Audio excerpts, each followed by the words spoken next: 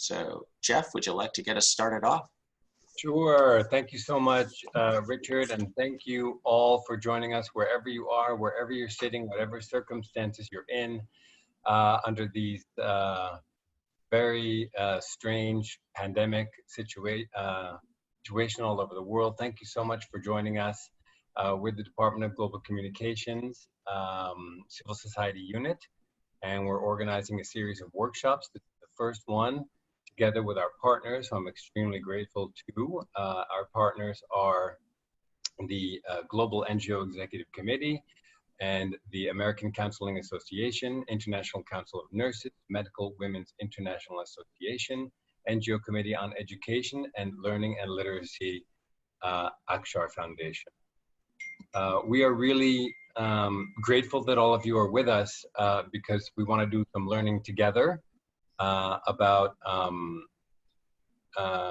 sort of how the communications landscape is changing, and talking about tools and techniques that we can use to improve our communications, and also how to navigate social issues so that we can really be effective communicators. And you know, we're not here to only learn from experts and to tell you about what the UN is doing, but we're also very much here to listen and learn from you. As I said, this is the first in a series of workshops about communications, and how we design the next workshops is very much going to depend on what we hear from you today. So please be vocal, please tell us what you're experiencing. We are really listening. So obviously we're all in an unprecedented situation right now. All of us at the UN working from home and facing so many challenges. For the Department of Global Communications, I think our focus is the fact that we are fighting really two pandemics. We're fighting this deadly coronavirus, and we're fighting a very dangerous pandemic of misinformation. So to fight misinformation, our department is really working hard to create platforms to support civil society and the general public at large. One is through something called shareverified.com. And if you have not heard of it, please visit shareverified.com. And what it is asking you to become an information volunteer and share verified information. Recently, for example, a focus has been to ask folks around the world to pause and take care before you share information. And the idea is that so much information and misinformation, incorrect information, dangerous information and divisive information is shared in that impulse moment when someone perhaps is feeling anxious or angry or happy, that they feel like they you know, perhaps have a solution to share to keep their loved ones safe or their friends. But many times it's incorrect information, as we know. So this is designed to have people think and sort of interrupt that impulse sharing moment, so that less of that misinformation goes out. Have them think about, you know, the source of the information. Example, when is the information actually from, etc.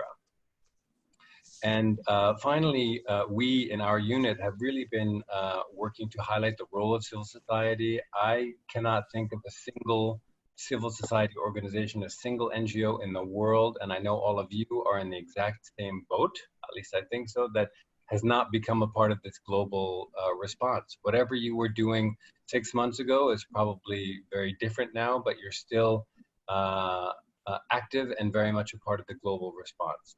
And we're learning a lot from NGOs around the world, and also very excited to see how many NGOs are using WHO guidelines to inform their activities in the field. So we are both you know, excited that we're able to share that information and share what the UN is doing around the world, but also learn from society and NGOs around the world, including young people who are doing some incredible things. So, you know, from us, a big thank you. We are listening. And as I said, we're going to learn from the conversation, develop the upcoming communications workshops. So join us for those as well. But we really look forward to today. And without saying anything further, I'd like to hand it over to Fanny Munlin, who's the chair of the Global NGO Executive Committee. So thank you all, and over to Fanny. Okay. Thank you, Jeff, and good morning, everyone. Welcome to this communications workshop. I want to tell you a bit about the Global NGO Executive Committee. We have been working with the UN on conferences and workshops for over 68 years. And we do these workshops every year. And the purpose of the workshops is to help us as NGOs to effectively communicate our programs and with the people that we work to help and to move forward. We have done a great job in that, and we continue to know that communications is very key to what we do, and particularly now in these difficult times when we are accustomed to meeting face-to-face and in person. This is a challenge for us, and I think we can meet this challenge very well by distancing ourselves, and we'll learn new techniques and how we're going to go about implementing our programs. I am very happy to be part of this, and very happy that Richard and Holly, our chair, brought this program to fruition. I know we will learn a lot about communicating, and you know the word is the power with which we get things done. And I know that we will share what we are doing as NGOs. The goal is to make sure that we implement all 17 Sustainable Development Goals by 2030. And if we keep on the track that we're following now, I think we can accomplish that goal as a unit.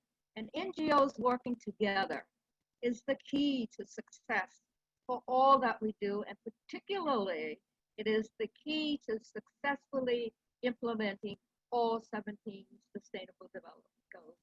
And with that, I welcome you all, and I look forward to an informative, invigorating, and inspiring workshop. Thank you. Holly, over to you. Thank you, Fanny. I'm Dr. Holly Shaw. I am the representative of the International Council of Nurses, and I've had the pleasure of serving on the Global NGO Executive Committee for several terms, and working with my colleague, Richard Yep, who's the CEO of the American Counseling Association, in preparing this very exciting series to address some of the current challenges as well as opportunities in communication. Just to give you a brief view of how our program is going to work, we're thrilled that we have a truly global audience with participants from North America, from Europe, from Africa, Nigeria, Bangladesh, Morocco, India, and we've really tried hard to reach out to all of our civil society colleagues throughout the world. We're going to start off with the nuts and bolts, kind of basic brass tacks of communicating, especially during these really extraordinary circumstances. And we'll go until 10:45.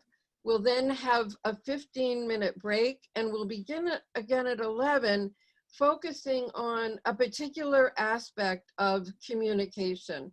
And we're very excited about that because this was really grounded in the current conflicts and controversies about underlying systemic problems that affect us globally.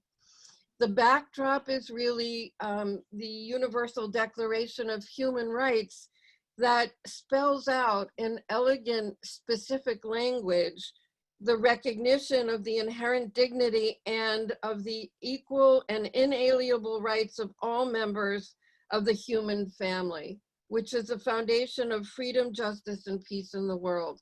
So in our session 2, we're going to have conversations about how to address some of these really difficult and challenging issues that confront us in every part of the world.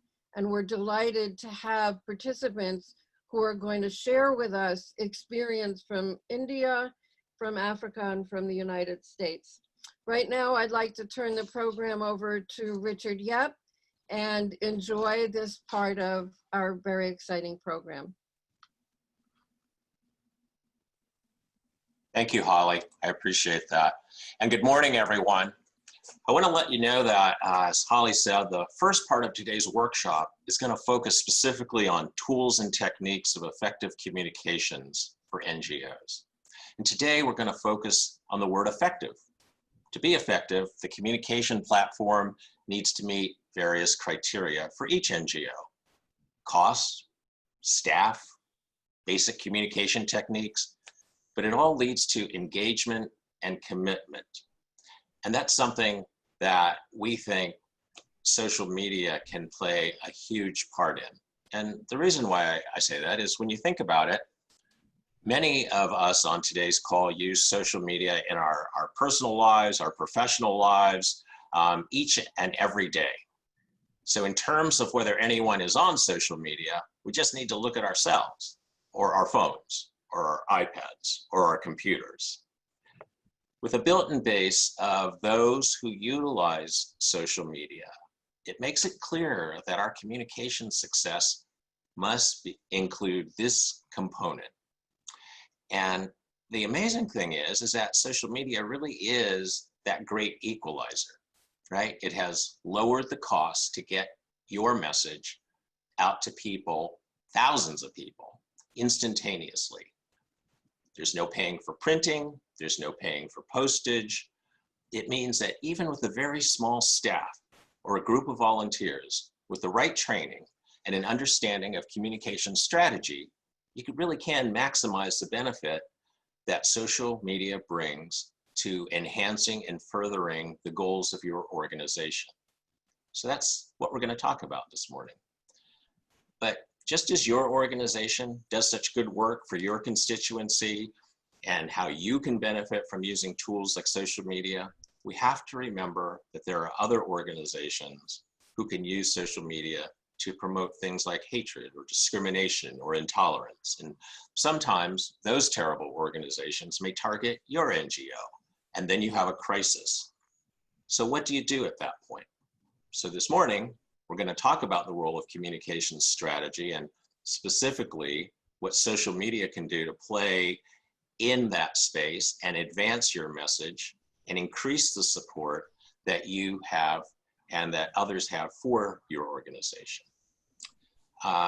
We'll share with you the rationale, but also a number of techniques and tips that any NGO, regardless of your size, can use to promote your messaging. And just a reminder, if you do have a question, use the Q&A feature, which is at the bottom of your screen there. That way we can try to answer your question as soon as we can. And if we can't get to it, we will follow up with you. So I'm very happy this morning to be presenting with my colleague, Katrina Lee. She is the public affairs strategist at my organization, the American Counseling Association. She has a vast amount of experience. I learn from her all the time. And so I think that we'll really have a great morning. And so let's go ahead and jump right in. Katrina? Hello, good morning, everybody. Today, I'm very honored to be amongst you to talk about communications, especially during this time. Our learning plan for this first session will consist of quite a few things. We're going to try to get as much as we can in there for you. We're going to talk about what is social media. We're going to talk about the different options that NGOs have, the costs associated with those options. We're going to talk about how to best communicate using social medias. We're going to give you a little bit more information about how to plan a communication strategy and how to form a message for your NGO. We're also going to give you do's and don'ts for social media and a couple little other tricks and tips for you to start your social media journey. But at the start of this, we would like to take the pulse with everyone that's on the call with a poll question. We want to know, how often are you using social media? How many of you currently use social media? You should see the poll pop on your screen right now. If you can just check either yes, my organization uses social media, or no, my organization does not use social media. Once again, what we're trying to do is just take the pulse of who's on the call and your interaction with social media, just to make sure that our conversation today is meaningful for you.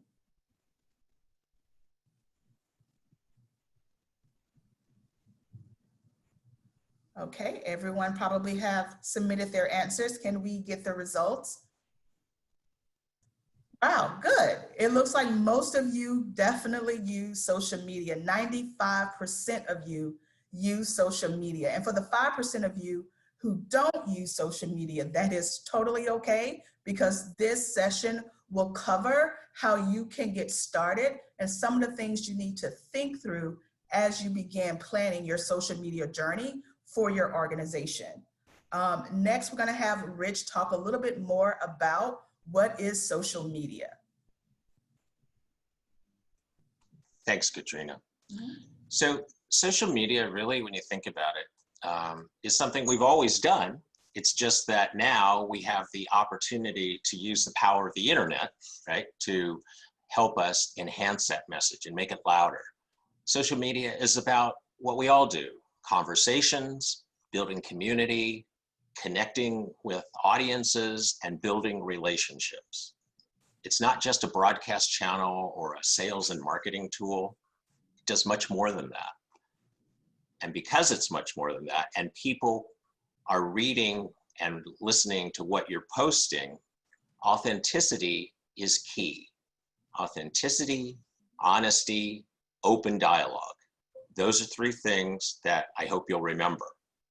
So social media not only allows you to hear what people say about you, but it enables you to respond, right? So another tip: listen first, speak second. Be compelling and use relevant and engaging types of language. Don't be afraid to try new things, but think through your efforts before kicking them off. And that's the strategy part when it comes to using social media. It really is just a collective term for websites and applications that focus on communication and community-based input, interaction, content sharing, things like that. So something that's sort of interesting when we look at that collaboration, and then when we also move on to the fact that it really isn't just an add-on of some sort. You have to look at social media adoption. So in 2005, there might have been 5% of the people who were really using social media. And in 2011, we know that in the United States, 50% of all Americans were involved in social media. And last year, it was up to 72% of the public used some type of social media. So what I'm trying to stress is that it's important, as you look at what your strategy is going to be, to do the following: identify and understand the needs and motivations of different audiences and communities. Comprehend and leverage communication dynamics in various forms of media. You have to also create and analyze meaningful messages and texts. So it's great to just put something out there, but it really is important to think through what you want your reader, your supporter, your listener to get from that message. So crafting effective content and visuals is also a really important thing to do. And we'll go over some of these things as well. But I really wanted to just make sure that when we talk about social media, that it's okay to look at what other organizations are doing. That's how we learn. We learn from each other, right? So you may not have the type of staff and the amount of resources that a group like UNICEF might have, but it doesn't mean you can't craft a strategy based on social media that can still be really effective for what your organization is doing.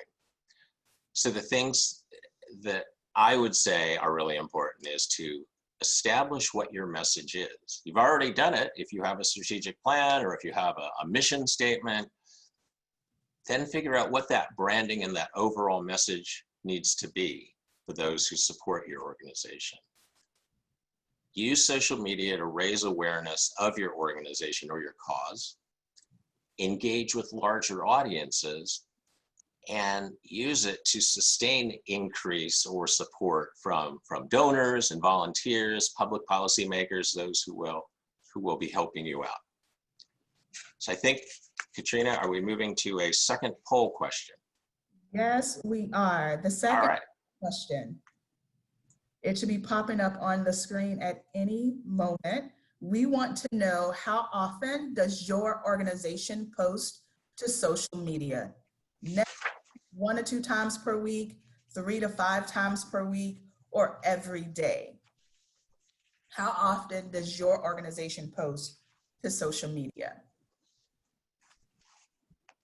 Again, there's no right or wrong answer here. Give you just a couple more seconds to respond. Okay, let's see what we have here. Let's see. Okay, not bad. It looks like at least 68% of us are posting to social media anywhere between 1 to 5 times per week. And there's a really nice number that's posting to social media every day. 27% of y'all post to social media every day, and 6% never. And that's in line with people who said from the first poll, who said that they either use social media or don't use social media. So that's really good. So now that we know how often you're using social media, Rich has given a great rundown of what social media is. I now want to talk about what options do NGOs have and how much do they cost. So organization, when it comes to your social media, is key. Using a social media management tool to manage your social media presence helps you to be more organized with the content you produce and the content you share. And if you're just starting out, here are a few free or freemium options that I would recommend to get you started.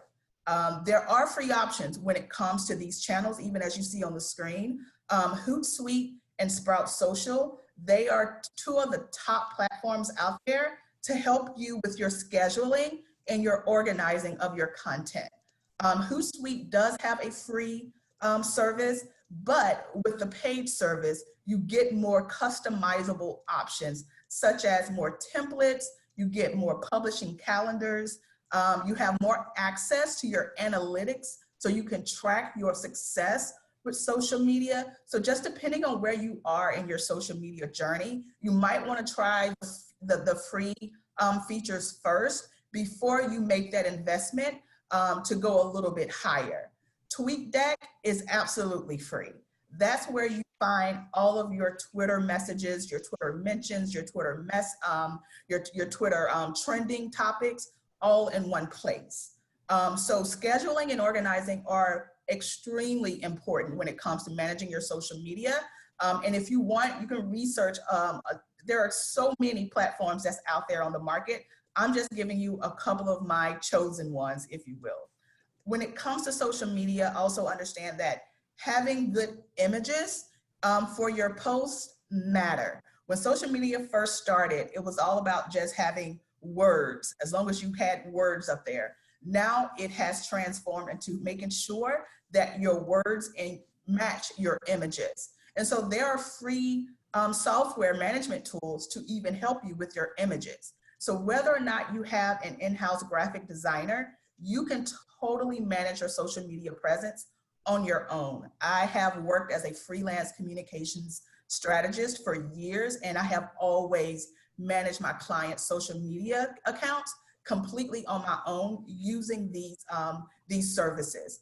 Canva, although there is a free feature with Canva, but when you pay more, you get more. So you get more customizable templates where you can just slide in your own image, slide in your own logo, slide in your own brand to kind of really make the post your own.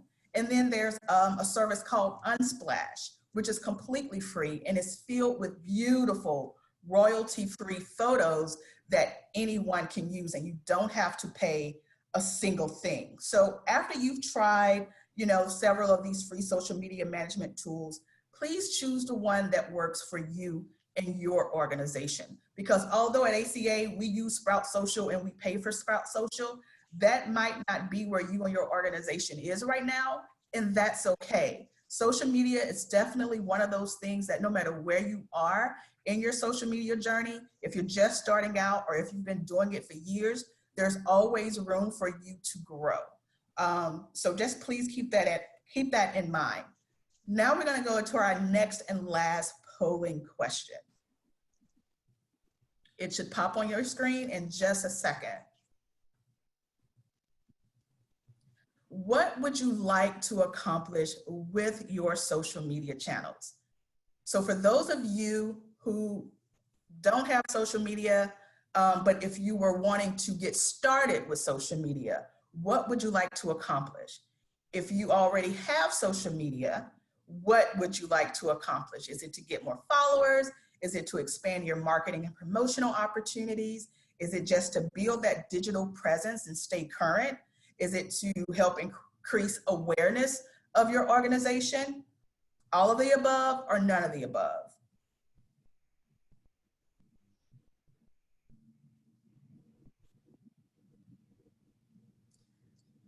Good. Now that we've had a moment to kind of answer that question, let's see where we all stand.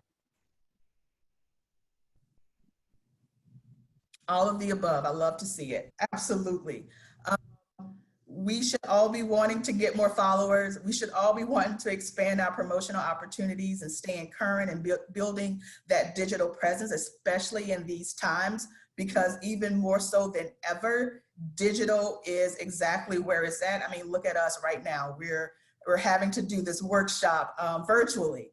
So this is definitely the time, if you're not on social media, is to definitely figure out where your organization may line up when it comes to actually starting that social media journey. So I'm very happy to see that. So now that we know what you hope to accomplish with social media, I do want to talk a little bit about what is the best way to communicate when using Facebook, Twitter, Instagram, and LinkedIn.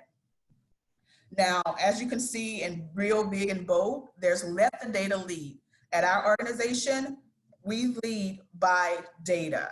And I would encourage you, no matter where you are in your journey, make sure that you're always researching, make sure that you're always checking to see where these social media channels are lining up statistically.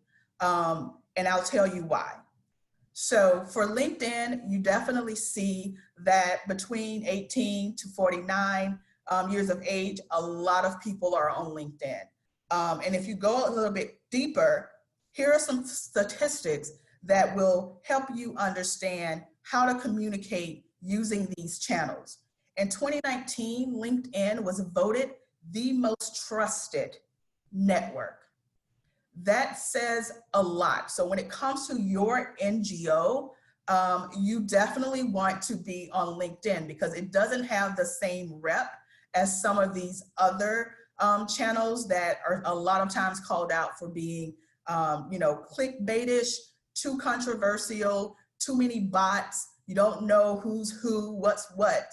Well, you don't really get that with LinkedIn. It is definitely one of the most trusted networks out there. So I would encourage you, if you are not on social media yet, start off with LinkedIn.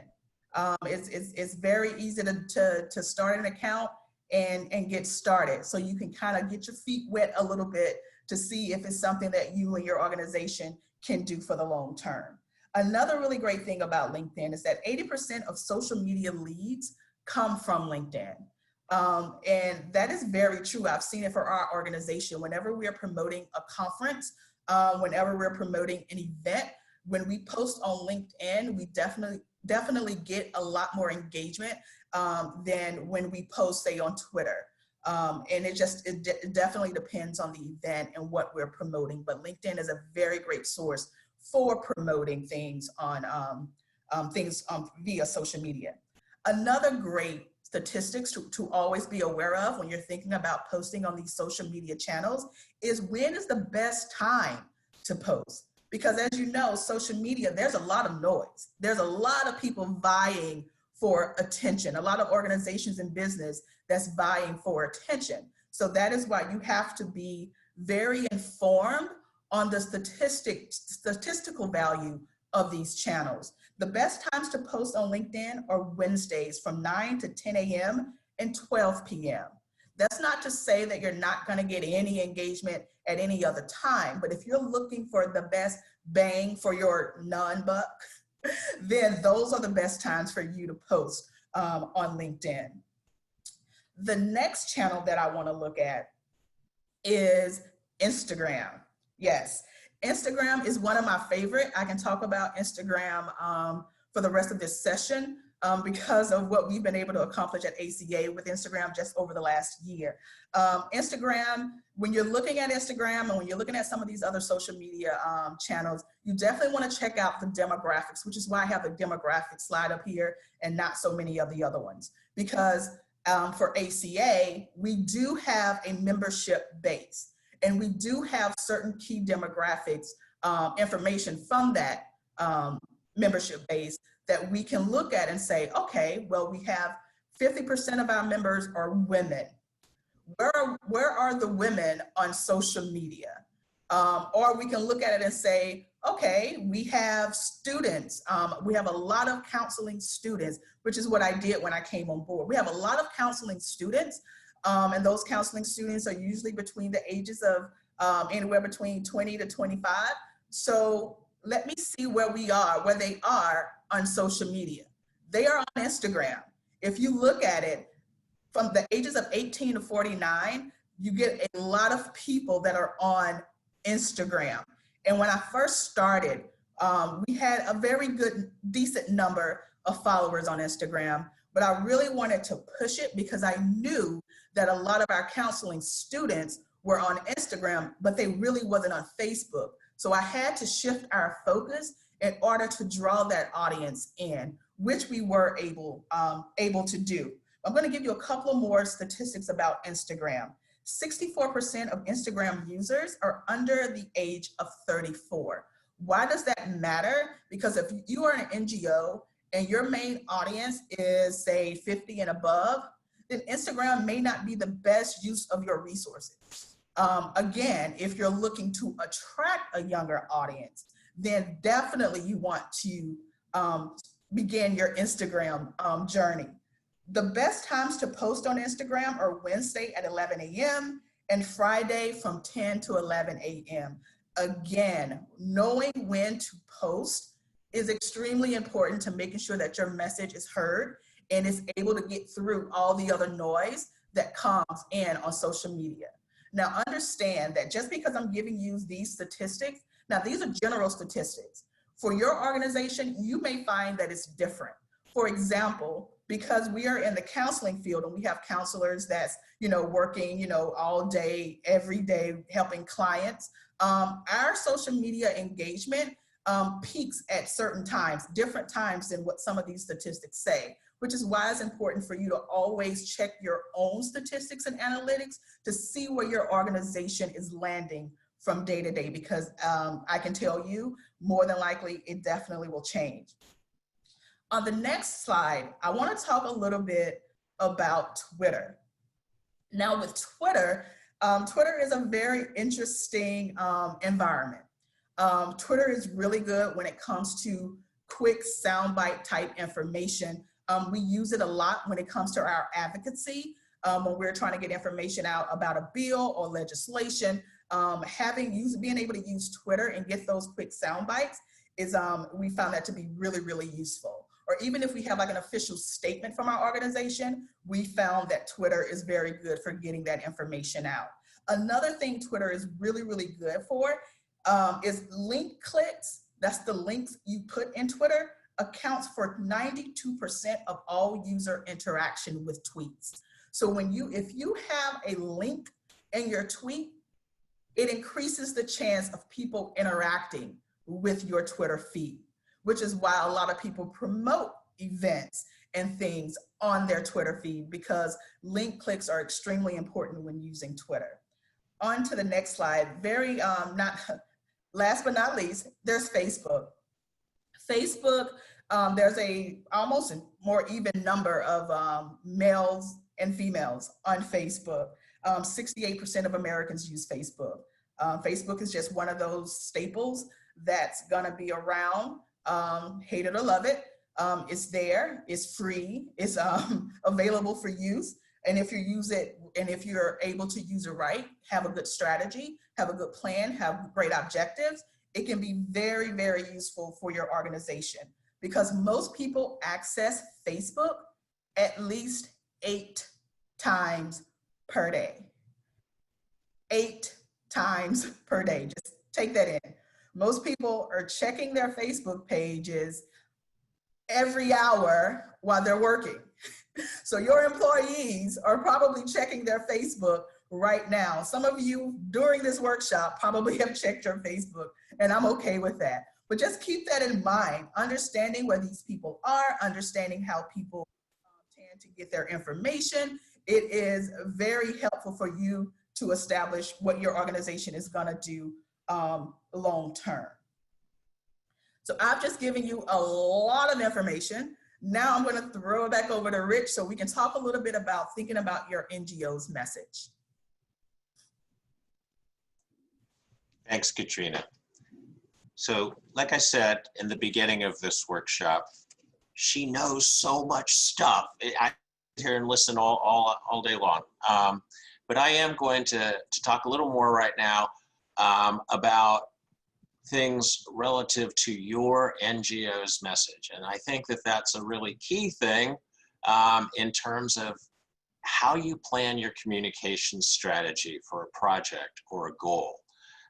First of all, what to post.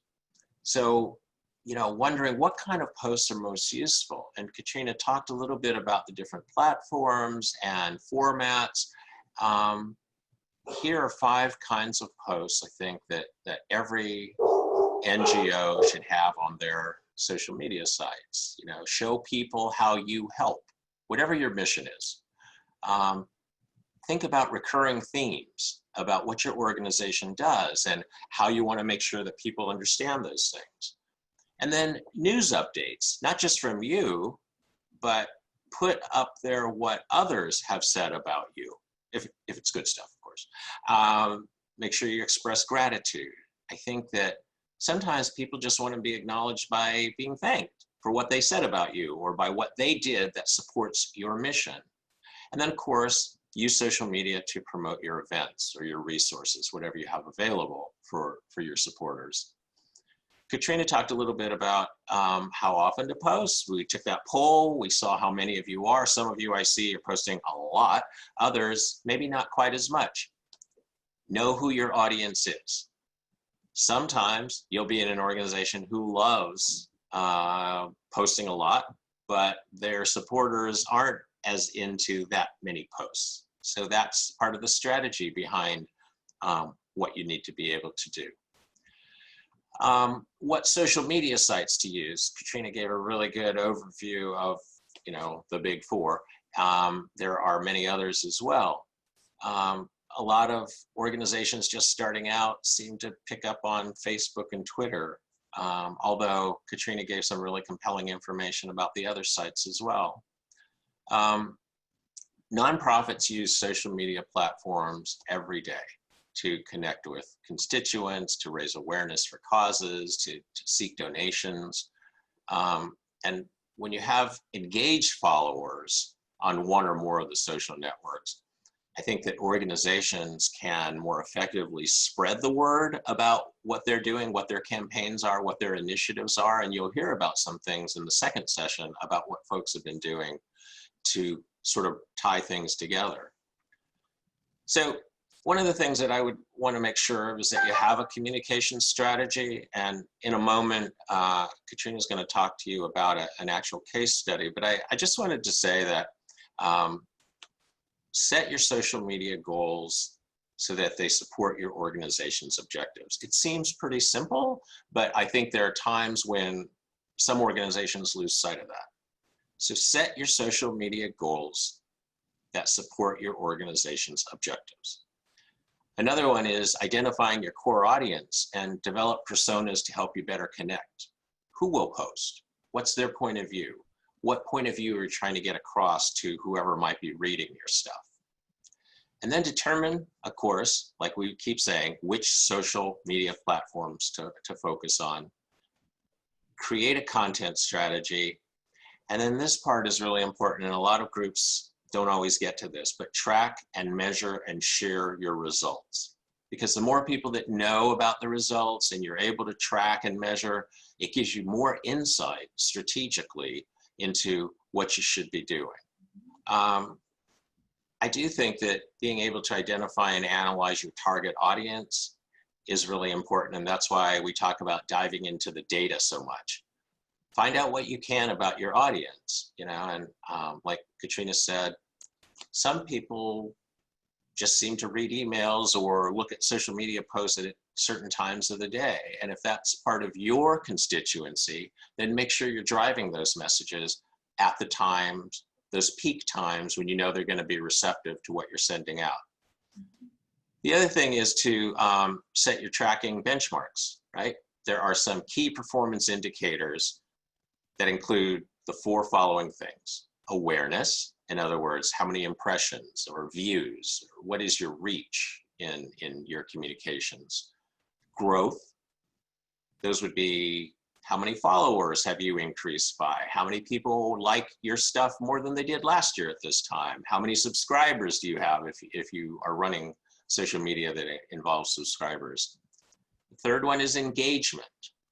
How many reactions, how many clicks, how many comments, how many shares? This is all a whole new world, especially for older people like me, but it's something we have to be aware of. It's tracking data. And then the last would be conversions. You post something and how many people then register for something, or how many make a financial contribution or write a letter on your behalf. So again, those 4 things: awareness, growth, engagement, and conversions. And like Katrina says, you know your audience. So the last couple of things would be building a content calendar. And you know, we polled you as to how often you post. And I guess there needs to be a strategy based on your members and supporters. And so remember what we said earlier, listen to your supporters, you know, review the data. The other thing is, don't forget to sometimes put in some happy info, right? There was a study at Cornell University in New York. They partnered with Facebook and they conducted a study on about 500,000 users, and they saw that happy content gets shared much faster and wider than content that wasn't as happy. Just something to think about. The other is, obviously, since we're in this age of social media, use visuals. And Katrina talked about some of the sources you can go for that. And the other thing I guess I'd say is that, you know, it's important to keep your posts short. You don't want to write, you know, 10,000 words and post it on Facebook or something like that. So it's all about finding the right spot to be in, to reach the most people possible, to engage them, to build relationships, not just with people who will support you, but with influencers, as they call them, influencers, people who influence what other people will do or read or see, and also with similar organizations, and then to encourage people to share your posts. So that reaches exponentially way more people. In fact, I hope you're using hashtag UN with civil society for things you're posting about this workshop. So I'm going to turn it back to Katrina. She's going to share with you a case study. Katrina? Thanks, Rich. Yes, I am going to share with you a case study. One of my favorite projects that I've done at ACA, one that I was salivating to get my hands into when I first got the job at ACA, was Counseling Awareness Month. For you who are not familiar with what Counseling Awareness Month is, Counseling Awareness Month was designated by ACA to begin every April. Every April is Counseling Awareness Month. Put that in your calendar. Every April is Counseling Awareness Month. It's designated by ACA, and it's something that we do to make sure that we are highlighting the counseling profession, making sure that, because one of our objectives as an organization is to build and increase awareness around the counseling profession and the impact of professional counselors and the mental health. So if we, I'm sorry, give me 1 second. I'm trying to get these slides together.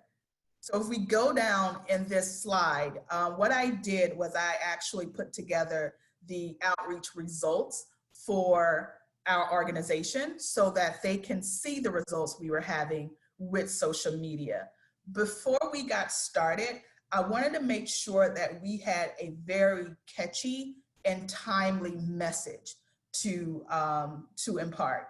And for me, that message was encouraging counselors to burn bright, not out. Because a lot of times, our counselors do not get the same love and care, or people don't recognize that they need the same love and care. And sometimes they don't recognize it because they're so busy helping other people that they don't really take the time to help themselves and making sure that they are getting the self-care that they need. So this year, I really wanted to focus on self-care for professional counselors. And I had no idea that COVID-19 would be breathing down our necks, which would make this particular tagline even more profound. Because what we found during COVID is our counselors are working more, they're working differently. They're having to learn about teletherapy and how to do it in a safe and secure way, and how to make their clients feel safe and secure. There's a mental health crisis where more people are accessing mental health services, which means that a lot of our counselors have even more clients. And then not only that, but they're also dealing with home life. They're dealing with, children being at home, running around in the background. They're dealing with, spouses being in the same confined spaces, not being able to go out. So having this tagline during this time could not have been more timely. So one of the things that I wanted to do was make sure that I had various stages in our communications plan that spoke to self-care for counselors, and also provided resources for them to have those times to really care for themselves. So one of the things that I wanted to do with CAM, and this is something that you should definitely think about when it comes to your communication strategy, is making sure that your website lines up with what you want to communicate. Because we can communicate all day on social, but we have to have somewhere to send people to for more information, because the goal is to make sure that traffic is being driven to your site so your products and your services are being seen. Your products and your services are being viewed, and people are looking at what you are doing as an organization as a whole. So I needed to have a really good, beautifully designed landing page for our Counseling Awareness Month campaign. So we put a little bit more money and effort into it, and it paid off because the amount of traffic that came to our website was 112% more traffic than we had had the previous years. Not only that, but when people came to our landing page, they didn't just come and, and bounce back off, but they came and they stayed. We had an average of time on site of 3 minutes and 19 seconds, which is really impressive because the average is closer to under 2 minutes. So that means that people were really engaged with the information that we had regarding CAM. Social media was it for us. It was always going to be a big part of CAM, but with the way life happened, March and April, it really became the driving force. It wasn't just an integral component, it was the component. With CAM, I wanted to create a day that everybody could come together and just really go crazy on social media. So we created Teal Day. Teal Day was an opportunity for counselors and counselor advocates to wear the color teal in support of the counseling industry. Sure, you have seen this with, wear pink, go pink. You've seen this with Go Red for women, but we wanted something for counselors so they can feel special, so they can feel seen.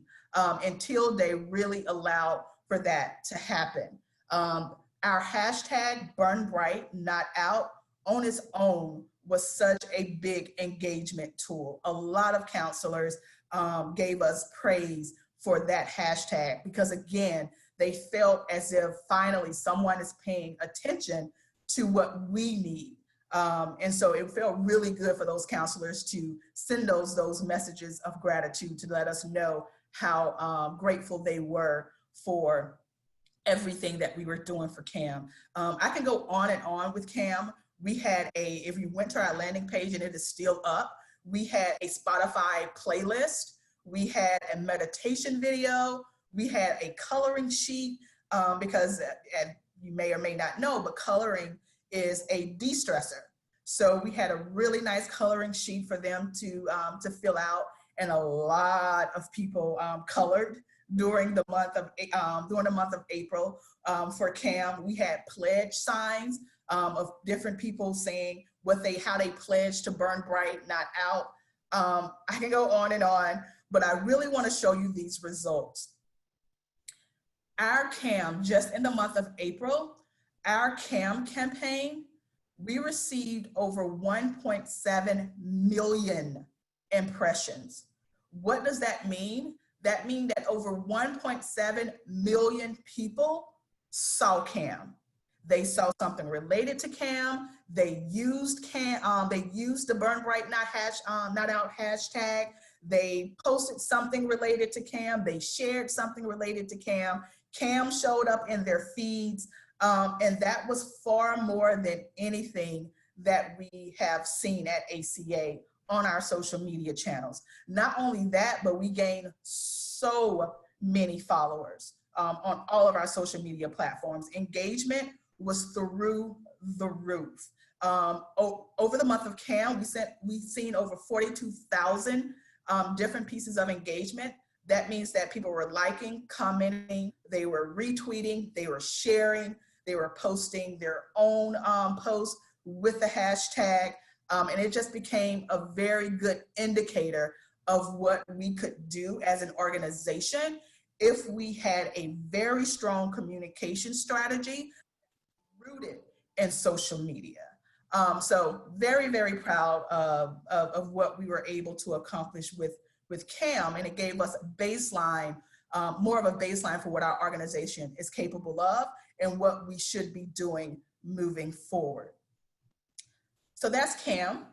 Again, I could go on and on. We had some really great, we even had social media contests, and we had winners. We had partner emails. So we made sure that we covered the communication spectrum fully. So it wasn't just social media, even though that was it, but we also had email campaigns. We also, again, we had the website, or the landing page, I should say. And we also put it in our newsletter.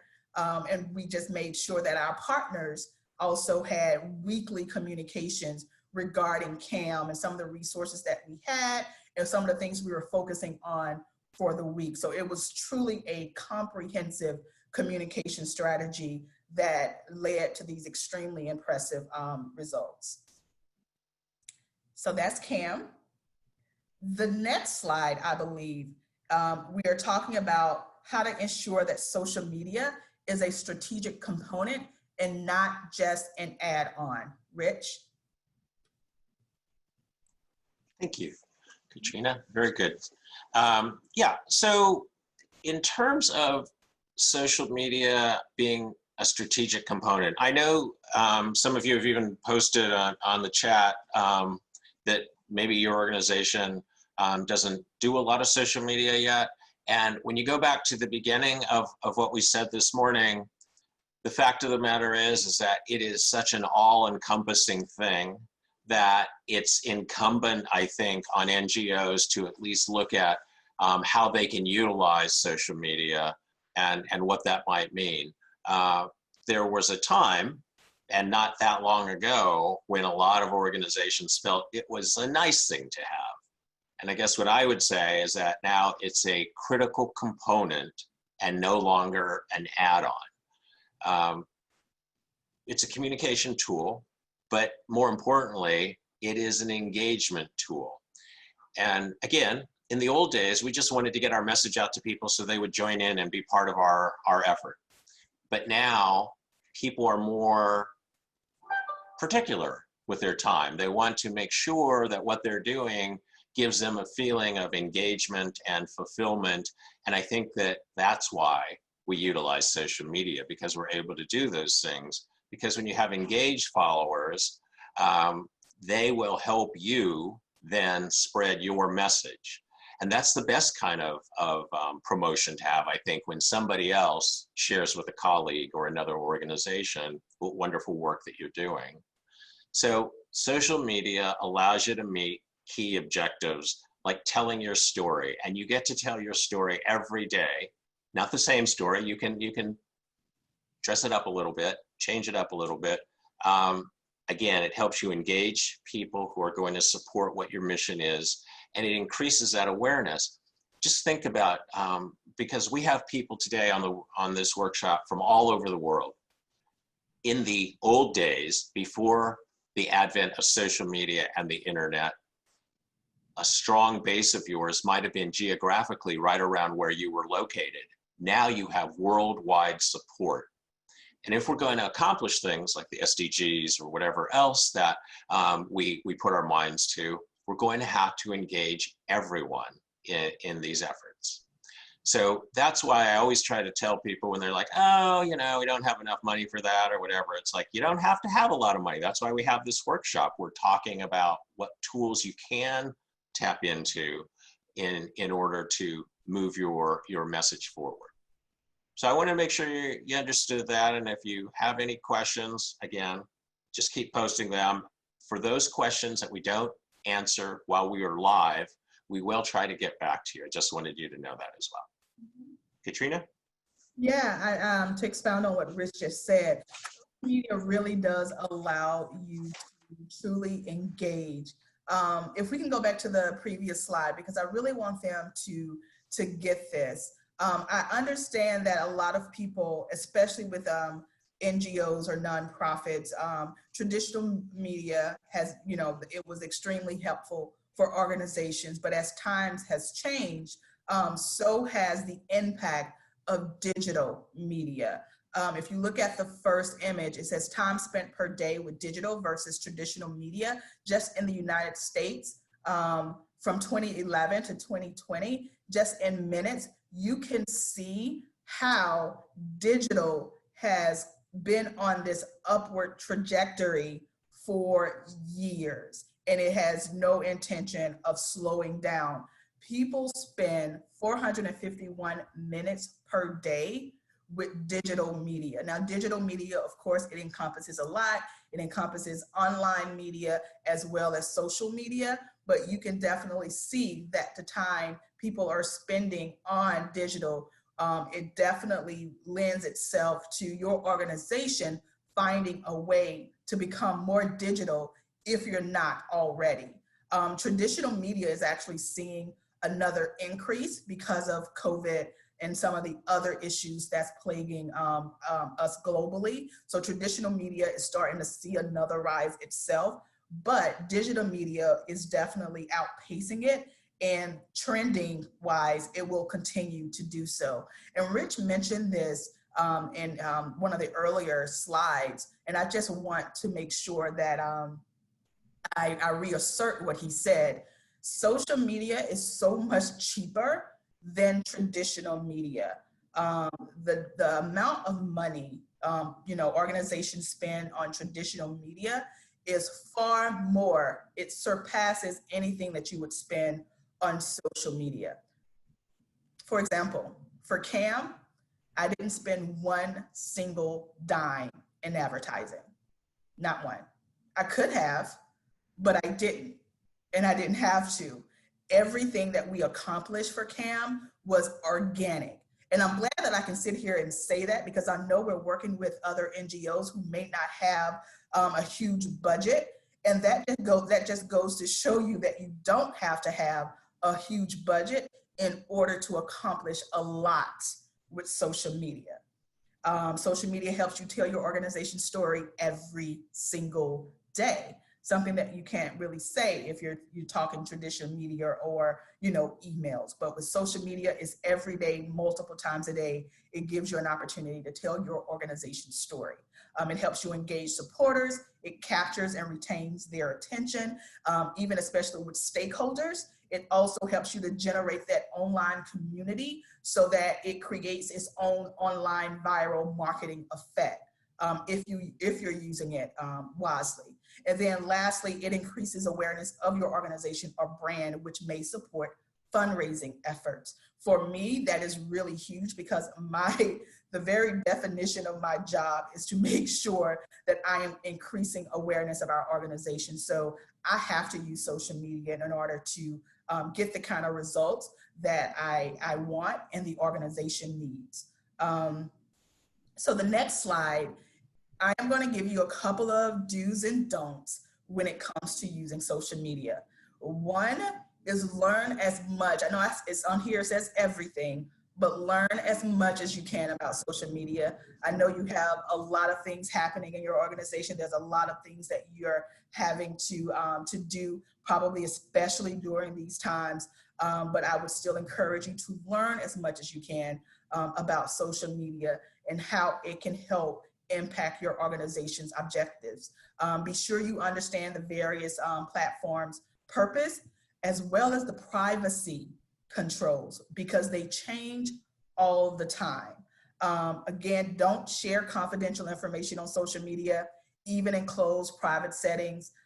Social media is definitely one of those things that can rear up and bite you in the hiney if you are not vigilant about what you're posting and where you're posting to. So even if you think that you're in a closed group or you're in a private setting and people, know that you are the chief executive officer of the American Counseling Association and you're posting something, and that was for illustrative purposes, Rich. You want to make sure that even in those closed settings that you are minding your manners, so to speak. And I say this, I did a presentation with our counselors, professional counselors. I know it's really hard not to get into the hubbub of everything that's happening, and there's so much news and so much craziness that's coming at us on a daily basis. And I know it's difficult not to get into that fray and voice your own opinions. But when it comes to your organization, if you wouldn't say it in real life, please don't post it online. You really, really want to be careful about the statements you make because they have weight and they will carry. So keep in mind that values and beliefs shared online, they can and most likely do make their way to clients, customers, stakeholders, other organizations, and professionals. So let's be mindful of that. On the next slide, there are a few more do's and don'ts I want to share with you. Be accurate and appropriate in the portrayal of your brand organization. People will find you out pretty quickly if any misinformation is given from you about your organization. I think I saw a question in the chat about how do you manage the misinformation. I think the question was about your organization. And I say that with always countering, making sure that you have great posts that speaks to the reputation of your organization.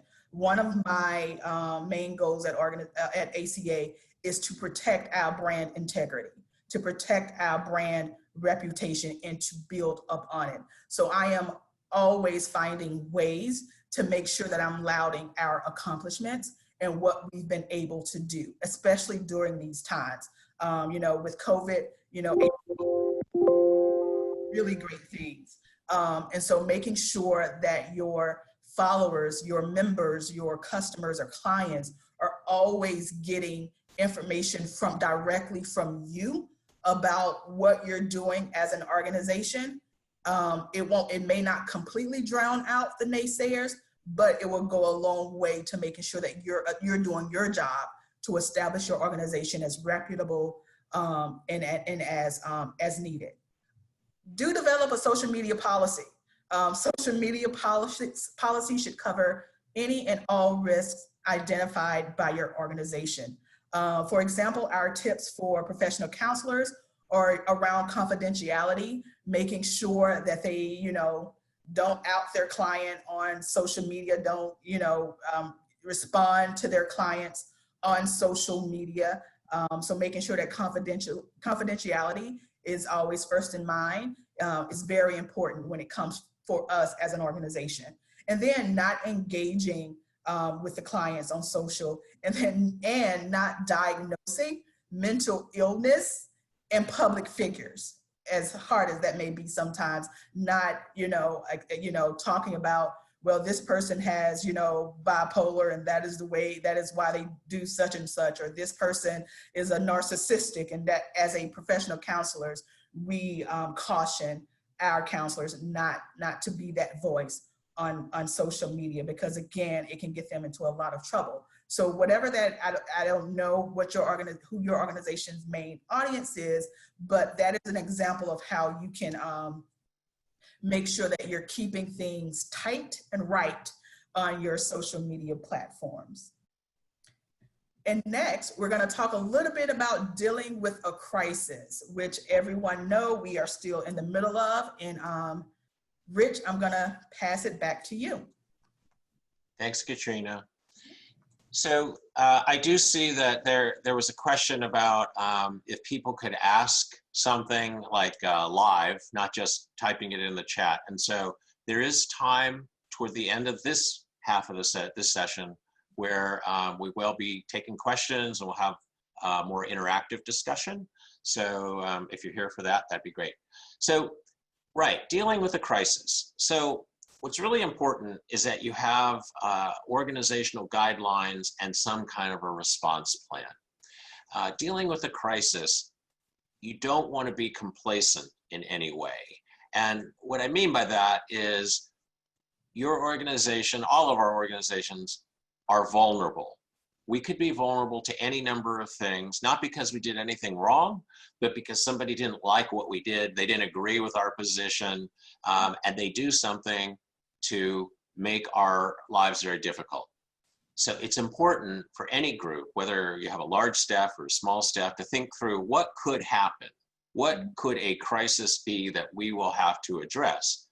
And not all crises are the same, which means not all responses or plans are the same. So in addition to not being complacent, what that leads to is don't wait.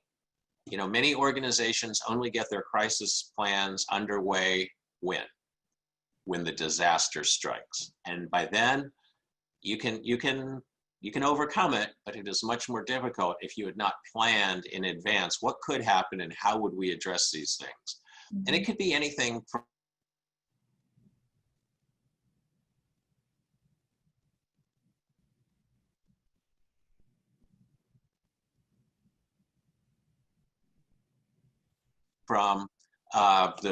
your organization is involved with. Am I back? You're back. Okay, sorry about that. Sometimes our internet connection is not exactly what we want it to be, but the whole gist of it is that don't wait, because many organizations do get stuck because they did not know something was going to happen. So you want to advocate for a concrete emergency preparedness plan. Again, oftentimes, especially in smaller organizations, we don't think anything bad is going to happen to us. We've got so much going on during the day and during the year that we just don't realize that something bad could happen. A crisis could occur, like I said, among your leadership, with your staff, something in society. So it's really important to advocate among your organization to put together some kind of emergency preparedness plan. And crisis takes all different shapes, like I said. And again, every response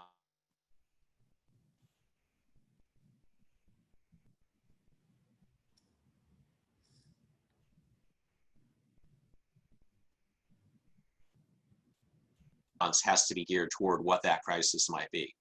Information that they need in order to say something, and who will write the information. those are three very unique skills. Sometimes one person has all three skills, but oftentimes it's better if you have one person who speaks for the organization, one person who knows how to do really good research and can gather data, and then somebody who can write it up so that the person saying it or posting it on social media is able to do that in a coherent way. So again, I think the key thing in dealing with the crisis is who will manage your social media and to be able to monitor and respond quickly. And the way you do that is by ensuring that you have thought this through way before anything does come up. Katrina? Yeah, I would definitely agree with that. Definitely thinking through the different scenarios that could possibly happen. Also having canned messaging ready to answer any questions that people may have. I know when the after George Floyd's death, ACA put out a couple of statements in relation to that. In our social media feed, it got a little bit busy, to say the least. It got a little bit busy with people expressing various opinions about the things that, we were saying in our statement. So we definitely had to pivot really quickly in the way we responded to messages, how we responded to messages. And to be frank, we had to hide certain messages. We had to be extremely vigilant because especially on Facebook, the trolls truly came out. And so we had to be very alert to what people were posting to make sure that, they weren't being offensive or they weren't stirring up mayhem just to stir it up. And that took us really looking at our social media channels from sunup to sundown, managing the different responses that we were getting. So dealing with the crisis, it definitely, you can plan and you can plan and you can plan, but then after you plan, you have to be alert because things can change at a moment's notice, and you just really can never predict how your audience or people that's related to your organization will respond to your messaging as it relates to that crisis. So you have to be on your toes and having a clear plan and emergency preparedness strategy will help you be more efficient in dealing with your crises. For me, staying in front of the story is essential in what I do because I do manage the media relations of ACA as well as the social media, and I, take care of the brand advocacy for ACA as well. But staying in front of the story, although ACA is generous and they do give me paid tools to help me stay in front of the story, I did want to offer you some free tools that you can do at your organization, just so that you are always aware of what's happening and you are not, completely blindsided about what the media is reporting, what people are responding to, what's trending, that sort of thing. One of the main things that I always encourage people to do, especially people in my field of communications, is to set up Google alerts. Setting up Google alerts is extreme. It's free. If you don't have a Gmail account, get one and set up Google alerts. Our Google alerts, of course, they center around our business. So mental health, professional counseling, therapy. Those are just a few that I can think off the top of my head. And every morning, Google will gather all the media that's related to whatever in your Google alerts and send it straight to your inbox so you can see what's being talked about in the national conversation. And you can kind of look to see how your organization may fit in or how your organization should be discussing this or be prepared to discuss this. So definitely I recommend getting your Google alerts set up for your organization, not just for a crisis situation, but for everyday situations. Another thing that helps us stay in front of the story, every organization or every industry, I say, probably you have your competitors. You have those people who are kind of in your field and who usually comment on the type of stuff that you comment on. I would say really pay attention to your competitors, and I use that word loosely. Pay attention to the people that's in your field or in your industry to see what they're talking about. I'm not going to say the name of this organization, but there's not a day that goes by that I do not visit this particular organization's page to see how they are framing their messages, whether they are talking about something, how they're talking about it, how much energy and resources they are putting into it. I would definitely recommend that if you have already identified your competitors, especially people that are doing great in their field, keep an eye on them. Check out what they're doing, what they're saying, how they're saying it, when they are saying it.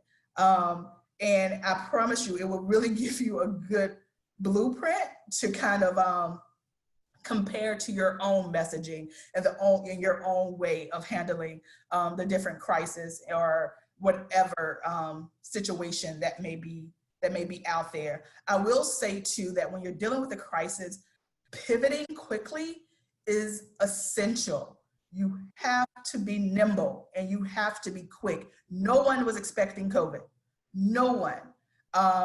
Thankfully, we had a great COO. We have a really great COO at the American Counseling Association. Oh, and the rest of the C-suite, they're great too. But the COO, she really took it upon herself to have this emergency preparedness task force. And this was in February, I believe, where, there was just inklings of COVID.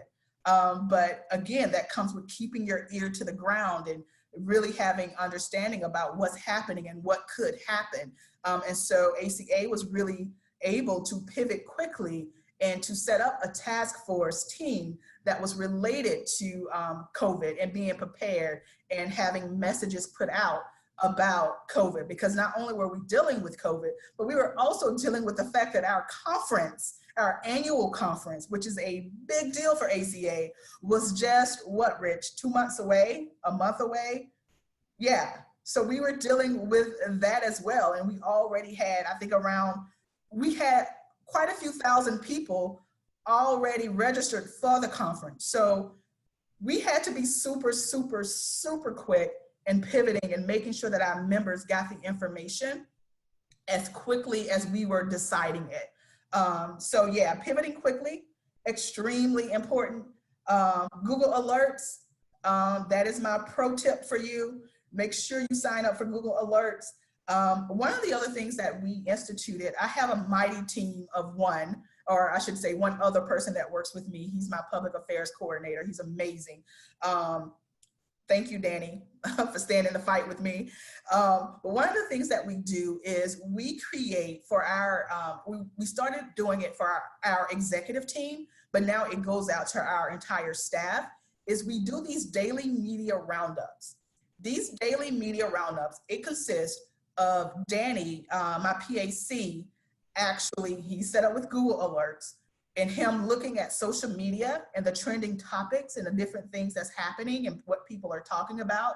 We also have reporters that we follow, so we're always, listening and monitoring to understand what's being said out there, what's gonna be said out there. So every morning he compiles some of the most gripping stories that comes through on his Google Alerts, so that our staff, more so our ET team, executive team, will know what people are talking about.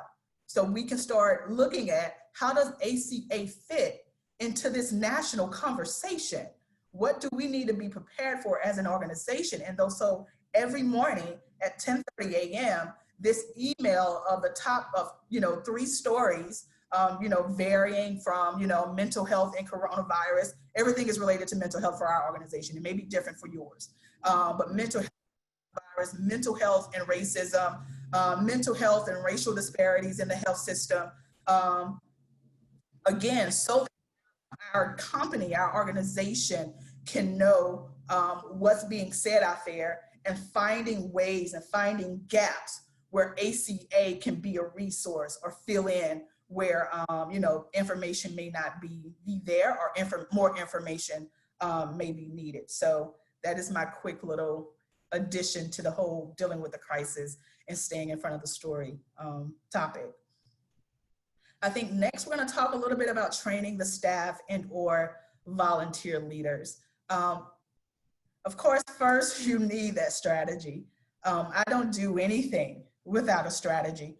I usually write a strategy, and then I also make sure that I call it a discovery meeting, especially when it comes to specific projects or campaigns. But for social media itself, I would definitely say have a strategy, do your research, check out what your competitors are doing, even on social media, peek over at your neighbor's paper and see exactly how they are structuring things.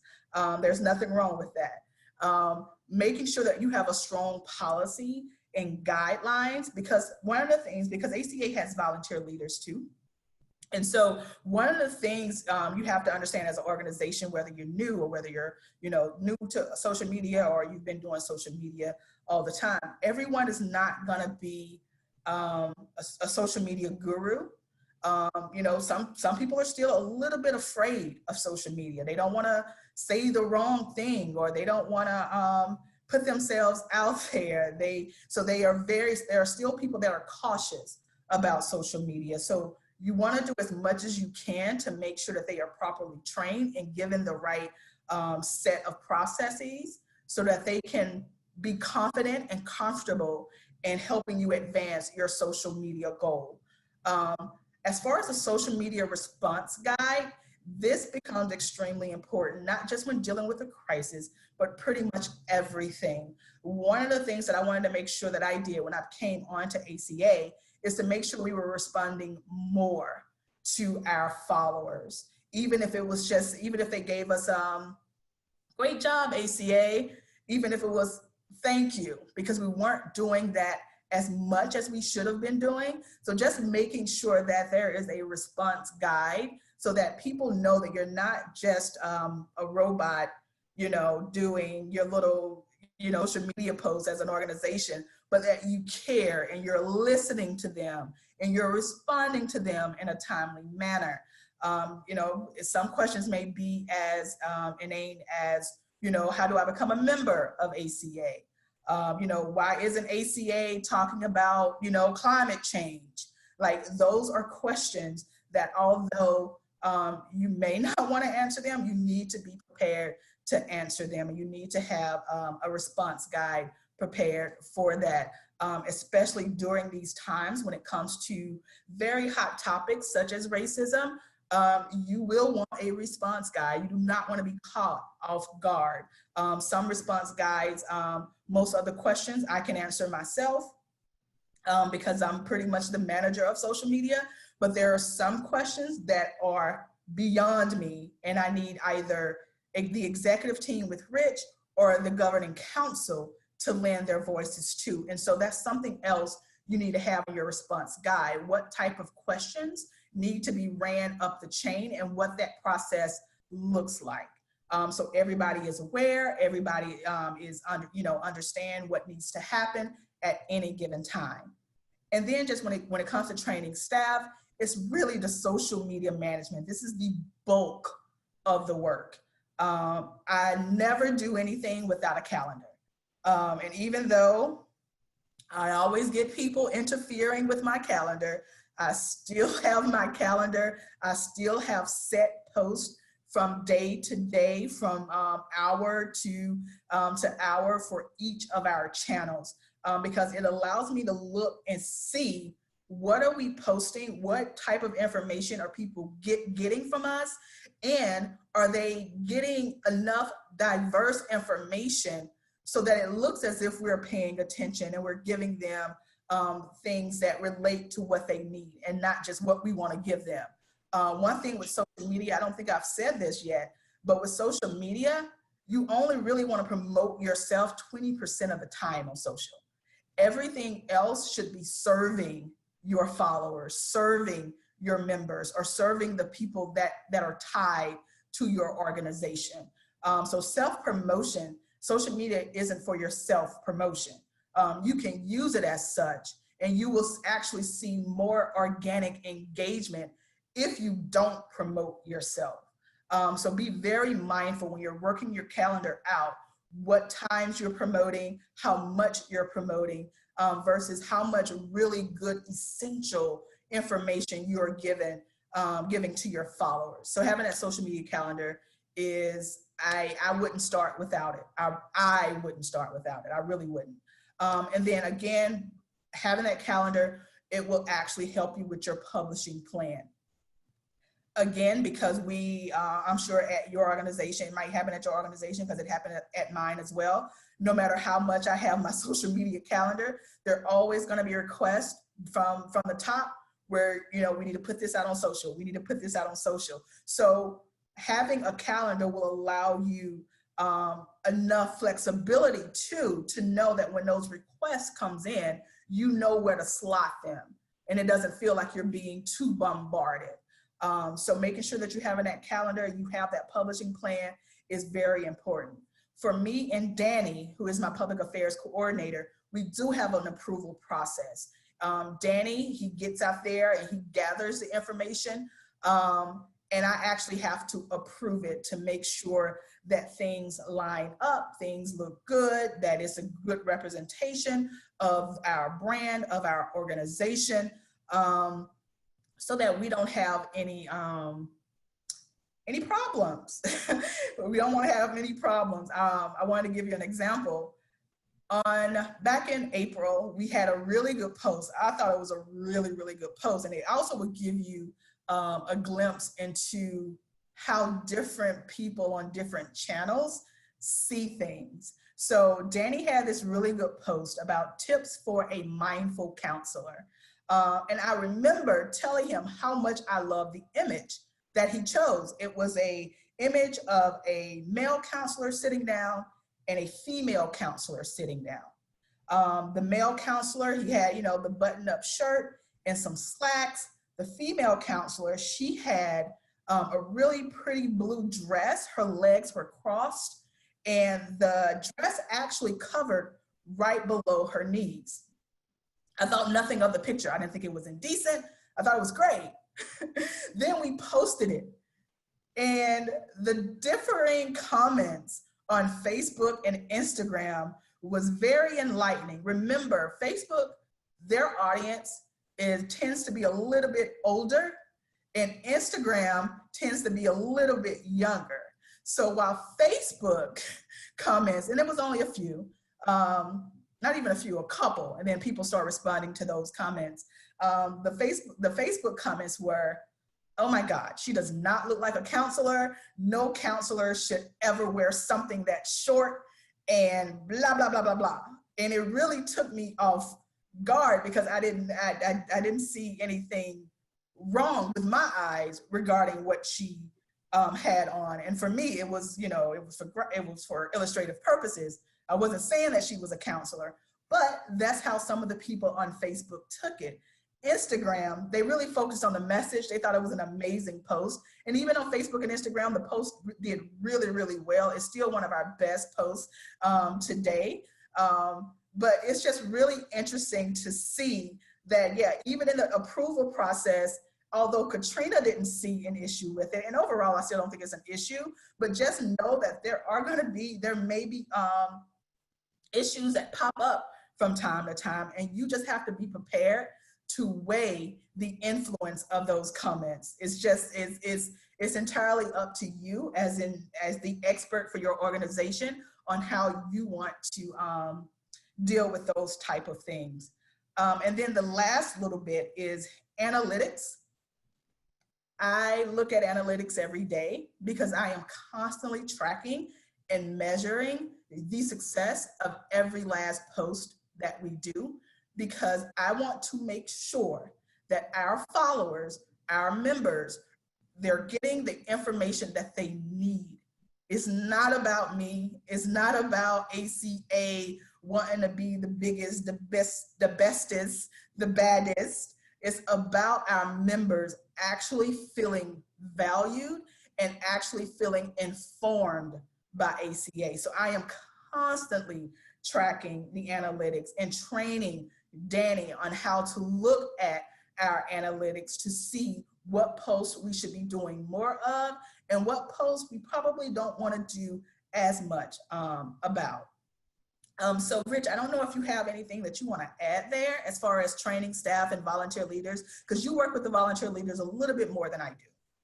Right. I think it's really key that although people might do a lot of social media on their own in their personal lives, there is a strategy behind what our organizations need to do. So rather than just give the keys to the car to volunteers or leaders who might not have had that training, it's really important, even if you're just sitting down with that leader, to talk to them through what it is we're trying to achieve. Again, there's strategy behind everything, and even though we might not have huge budgets, we still have a strategy for our organizations. I do know that we're to move into the interactive discussion. I know some people have some questions, so I think Katrina can just wrap up this part pretty quickly here. Did you want to say anything about creating and executing on the plan, and then we'll move right into that?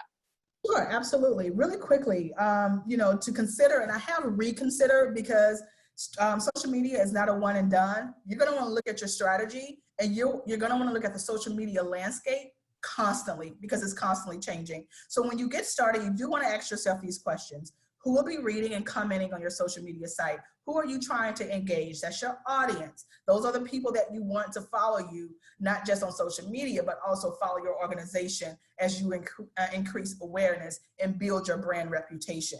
How will you identify them and attract them to your networks? What social media networks will you be using? That's a very big one. Again, if you're just starting out, you don't have to do all of them.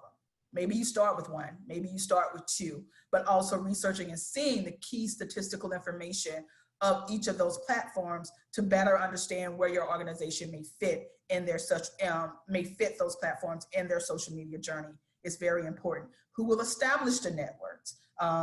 Right, you know, of course, for ACA, it's with the PA, it's with the public affairs strategist. It may be with someone different or someone with a different title in your organization, who will establish the networks, who will be administrators, who will maintain the page. That's a big one, because that is a daily responsibility.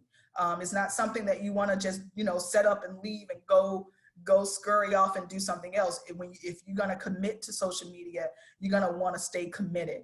How often will it be updated? Will you post once a day? Will you post 3 to 5 times per week? That's conversations that you need to have with yourself or whoever else is helping you with social media. I think that was the last little bit. I got through it really quickly so that we can get to questions if we need to now. Rich. Great. So we'll go ahead and open up the mics and everything, so that if you do have a question, if you could perhaps, you know, raise your hand, we'll try to see you. It's sort of hard to see hundreds and hundreds of people, or you can just try speaking and we'll try to answer. So what do we have? Anybody have a question?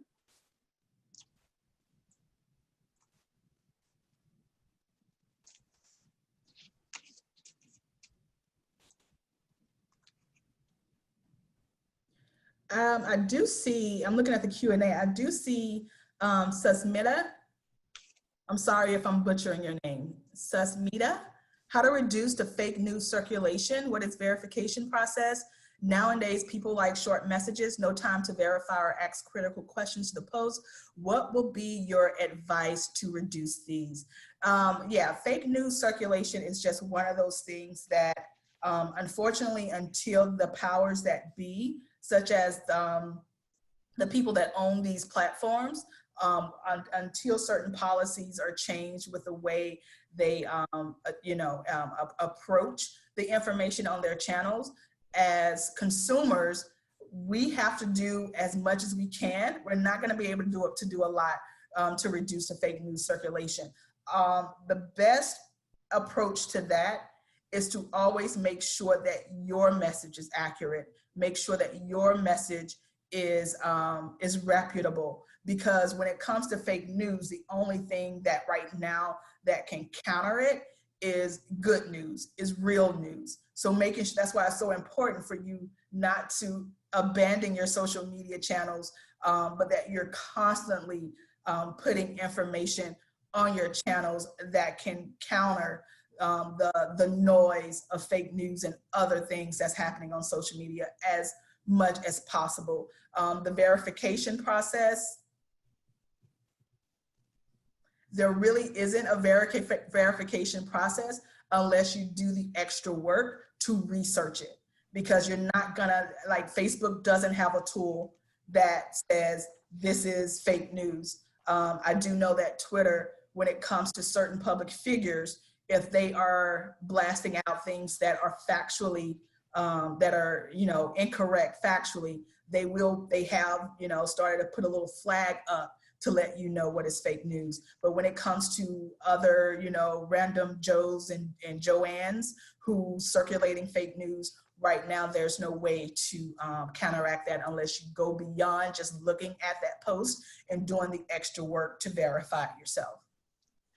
Yeah, and you know, in terms of fake news or disinformation, there's a couple of things. First of all, that is something, and we talked about it in the very beginning of the session in terms of, while social media can do so much good, there is the potential for some bad things to happen. And when you go to places like factcheck.org, or you look at UNESCO's hashtag Fight Fake News site, they have a handbook they have on journalism and fake news and disinformation. The fact of the matter is that people get their news from two sources, mainly, right? They get it from news organizations, and they get it from social media. So that means they're putting a lot of stock in that. And so I think it's incumbent on all of us who run NGOs, who are part of NGOs, that we make sure that what we put out there is correct and factual, but that when we start to see somebody trying to put out something that is not true, that we're able to respond. And that's why we talked earlier about crisis response and making sure that you have a plan in place for, so if somebody starts posting something like that, you know what to do. The instantaneous things are, if somebody's posting something really mean on your website or on your Facebook page, you know, you could take it down, but more importantly, you need to figure out what's going on there and how to address it, because it'll raise a question in people's minds.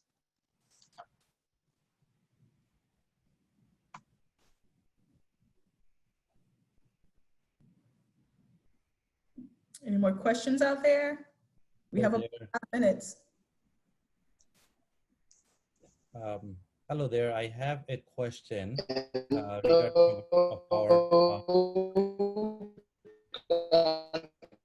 Sorry,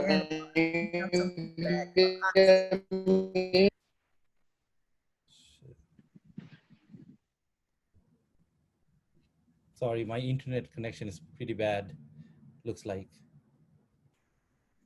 That's okay. Anwar, you want to try that again? What was your question? My question is, our organization had a Facebook page, and we decided to step back from Facebook page, even though we have we had a large crowd of followers. So one of the reasons that we decided to step back, because we start seeing that some of the people were like using our post for using our post to spread their own agenda, or like, you know, posting on our page like, you know, marketing purpose. So we step back because we want to be more, like, you know, authentic. But my question is, I want to go back to that platform again, but should we restart the whole process from ground zero, or just like go back to what we already have and clear it up? If we do, how do I do that, and how do I kind of like rebrand and like, you know, make it more clean and clear? Is it am I making sense?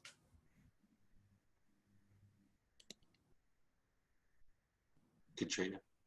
Yeah, I'll attempt to answer that. It sounds like your page was, I'm trying to understand whether or not your page was hijacked, or was your messaging being misconstrued? Because if it's a matter of your messaging being misconstrued, I'm not sure what your circumstances are, or if your organization has a way of, you know how Facebook, or I should say Twitter, has the blue check for, you know, verified accounts. There may be a way for on your Facebook channel to, when you do post, there's almost like a verifier that you can use for your messages, so that people understand that until they see that, you know, whether it's a blue check or whether it's some other thing that you want to use to kind of identify your content as the real content, that was what I would suggest for you. Now, if it's a matter of somebody completely hijacking your Facebook, you probably will need to start over. If you haven't already tried to contact Facebook, the company Facebook, to see what they can do about getting you back control of your page. I'm not sure if I understood your question correctly, or even if I answered it correctly, but hopefully something I said in there helped. Rich, you want to add anything? No, I agree with what you said. I think that Holly, who is our chair and coordinator, wanted to also share something. Holly? Thanks, Rich. Yes, I wanted to mention that the Department of Global Communications has some excellent resources in this area, as does the UN. And Jeff mentioned earlier the pause before sharing, and using the site shareverified.com, which will help to assess whether information is valid or not. Patrick has also posted the UNESCO material, and I'd like to remind everyone that the focus of our next program in the series, which will be in the middle of August, is around how to share accurate, valid, and current contemporary information. So the focus of that whole workshop will be exactly in this area: how to assess information and then go ahead and share vital information in a timely manner to avoid some of the misinformation and disinformation. So please stay tuned for our next session that'll focus on this important area. Great, thanks. So we actually are coming up on the time that we said we would break for about 15 minutes. And so if you need to go check an email or post something on social media or grab a cup of coffee, whatever it might be, we're going to take about 15 minutes. We'll stay open like this. You don't have to log back in. And then when we come back, Holly will be leading us in the discussion session with some folks who will have some actual issues that they have dealt with, and Katrina and I will be around to react to some of those in terms of communications policy and social media and things like that. Holly, did you want to say anything else before we take our little break?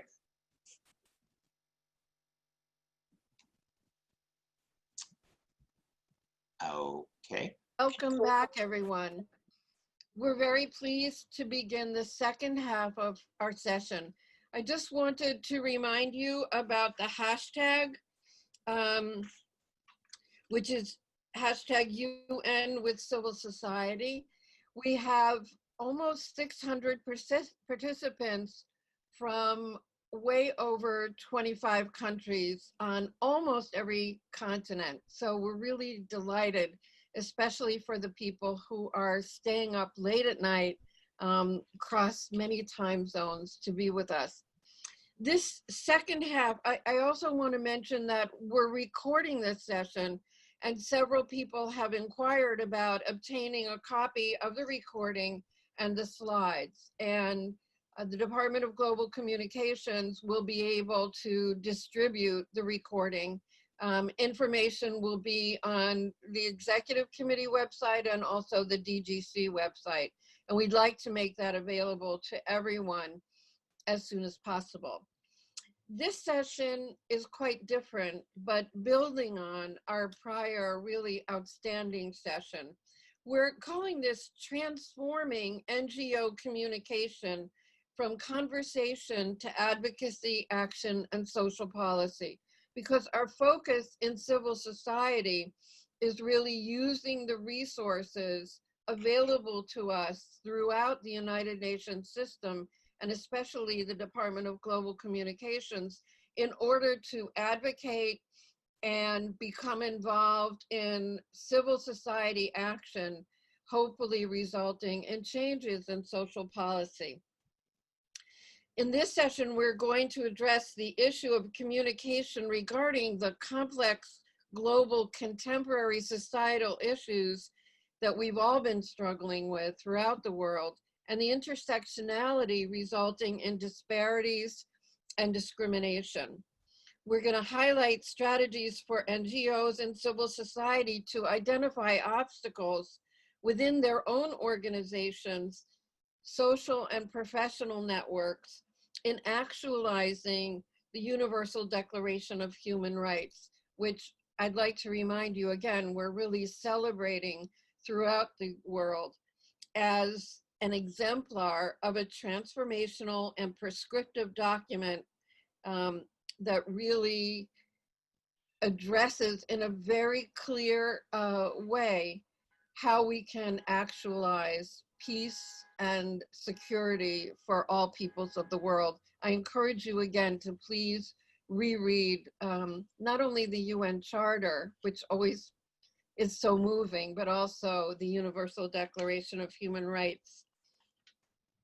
What we're going to be doing in this part of the session is really focusing in on individual NGOs and civil society leaders and ways in which they've tackled some of these very complicated communication issues. And our impetus in doing that comes, at least on my part, from two areas. One is that amidst this horrible pandemic, we also experienced the dreadful reality brought to public awareness in a way that hasn't been done before about inequities and racism, discrimination of all forms throughout the world. And we felt as though it was really important to address some of those basic communication issues in order to make social change. Also, clinically, my involvement is as a trauma, bereavement, and crisis specialist. And I consult throughout the world, as well as in the US, around catastrophes of all kinds. And I recently had a conversation with a colleague about the Avianca airline crash many years ago. And the airline industry has identified that in most of the recent devastating airline crashes, there has not been a case of mechanical failure or even human error.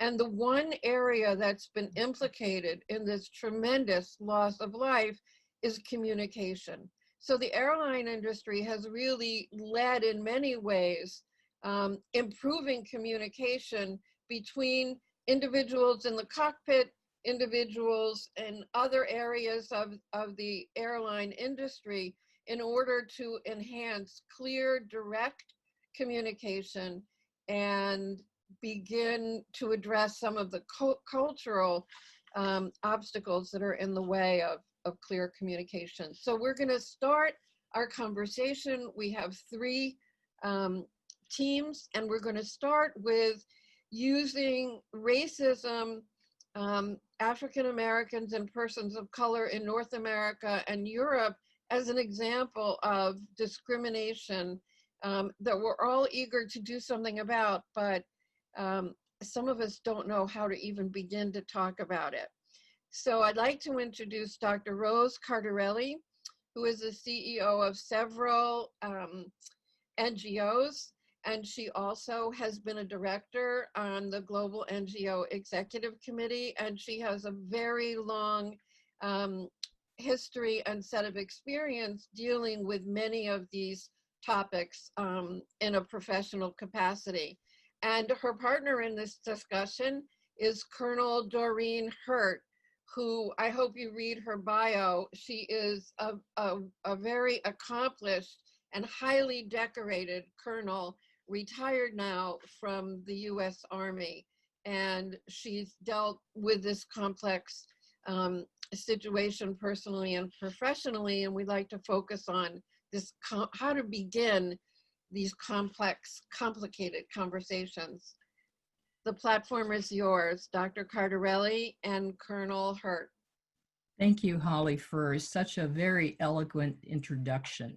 And Doreen and I are very grateful to be here today to talk about a very sensitive and difficult topic, but it's important and it's relevant. And both Doreen and I worked in very large, diverse organizations. And now with my affiliation with the United Nations and with NGOs, I felt that this topic was important enough to discuss in our communications workshops. So Holly, thank you very much for including us. During my career in the military, I was trained as a race relations officer, and that goes back decades. And I really felt I was quite accomplished and quite prepared to discuss race issues. And I felt we were doing a pretty good job for decades. You know, after all, soldiers that train for combat usually live by a code. And I thought we were all following that code. But as I became senior and more wiser, I discovered two things. The first was there was a dormant, latent, subversive, implicit racial discrimination that still existed. And that surprised me. And I felt very naive and ignorant. The second one was I was colorblind. And I was kind of proud of that fact because I thought I saw all people in the military as equal.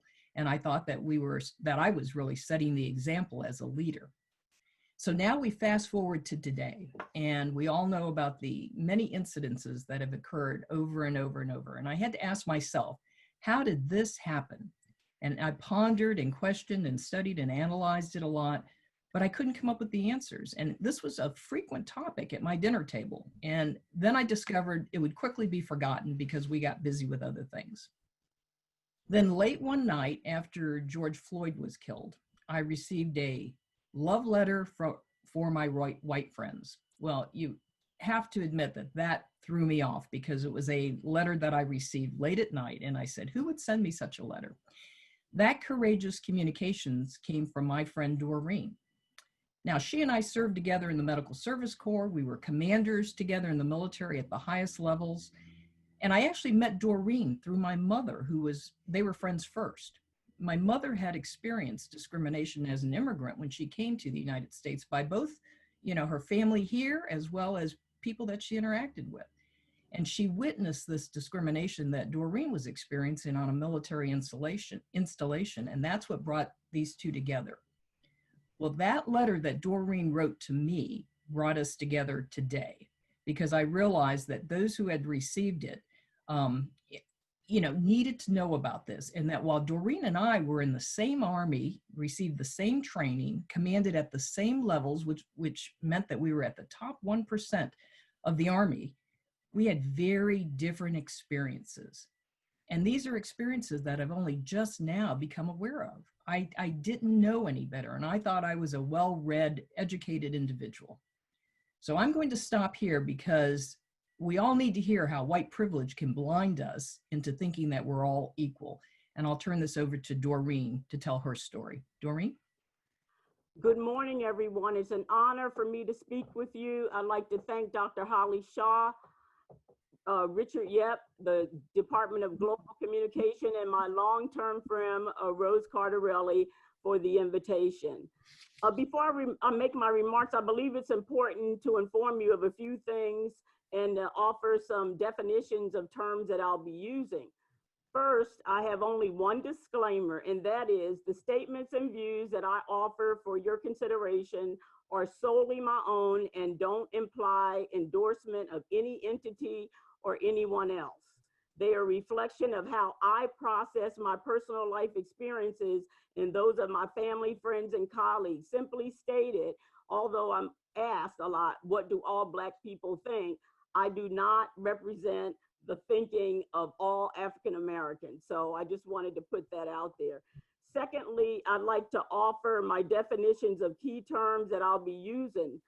Others may have different views, and that's okay, but it's important for you to understand the basic context from which I am speaking from my perspective. Communication often fails when people are dealing with issues or discussing matters based on very different and fundamental understandings of what's being discussed. So it's really important to understand the definitions. The first definition is racism. In my view, racism is a prejudice, discrimination, or antagonism directed against a person or people on the basis of their membership of a particular racial or ethnic group, typically one that is a minority or marginalized. Racial discrimination is the belief that different races possess distinct characteristics, abilities, or equalities, especially so as to distinguish them as inferior or superior to one another. Discrimination is the unjust or prejudicial treatment of different categories of people or things, especially on the grounds of race, age, and sex. Institutional or structural racism which is a lot of the discussion that's happening today to try to unearth and dismantle that, is a form of racism that is embedded as normal practice within society or an organization. It can lead to such issues as discrimination in criminal justice, which we see a lot in the United States, employment, housing, healthcare, political power, education, just to name some areas. And structural discrimination is a form of institutional discrimination against individuals of a given protected characteristic such as race or gender, which has the effect of restricting their opportunities. Redlining, for those of you who've never heard about redlining, is a systematic denial of various services by federal agencies, local government, as well as the private sector, either directly or through the selective raising of prices. Neighborhoods with high proportions of minority residents are more likely to be redlined than other neighborhoods with similar household incomes, housing, age, and type, and other determinants of risk, but different racial compositions. What you need to understand before I say anything further is, no matter how challenging the issues are that we're experiencing in the United States right now, if not for the centuries of sacrifice and brutality that my ancestors as African-American slaves beginning in the United States in 1619, the brutality that they suffered, it's central to how and why the United States developed and prospered. If you remove African Americans from the equation, thinking about back 400 years, and you realize that there is no America as you see it today without free labor for hundreds of years. My ancestors paid the price and earned the right for me and all African Americans to have the opportunity to live our fullest potential within a society that is safe, just, and free from racial, ethnic, or discrimination of any kind. I firmly believe that we have earned this right, having toiled, fought, and died for this nation. So I'm fundamentally through and through American. I love America, but that does not diminish the fact, as Ro alluded to, that we have many issues still to work through.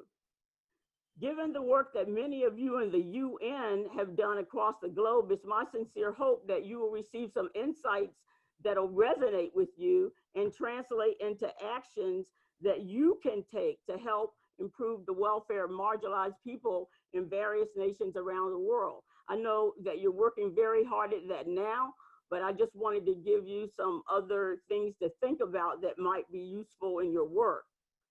Let me start with a question. Is it realistic to truly believe that the United States or any nation with hundreds of years of oppression of marginalized people who have little or no power would not have vestiges of structurally biased racist systems that discriminate in 2020?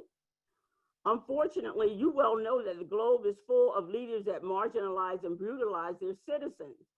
I sincerely commend you for the work that you do to mitigate and address this reality, often putting yourselves in harm's way.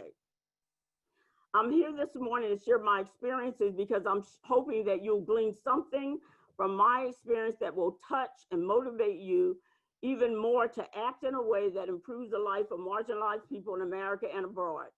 I wrote part 1 of my June 10th love letter and call to action and change to my white friends because I'm fortunate enough to think that my closest white friends would begin to understand that America's problems are far beyond a few bad apples acting out. When incidences happen, brutality happens, injustices happen, people are quick to say, well, those are just a few bad apples. That's not the predominant nature of our country and thinking of our country. In many ways, I agree. In many ways, I strongly disagree. I've just seen too much throughout my now 65 years of life to know that we've got major issues that we need to deal with.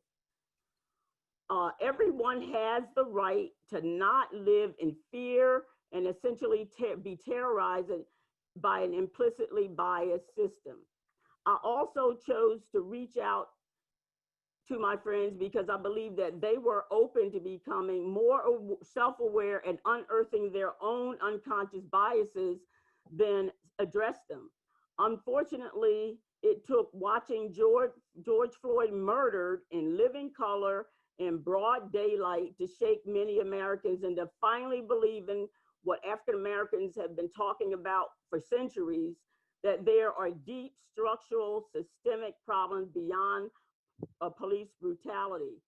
Just think of the mindset, if you will, of that police officer killing that Black man in that way, knowing that he was being videotaped.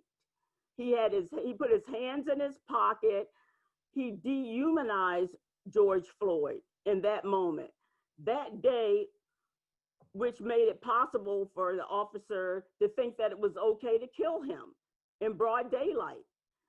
There's a different sense about what's different now than in previous times of killings. Because there's a different sense now about the reactions to Floyd's death than anyone previously in recent memory.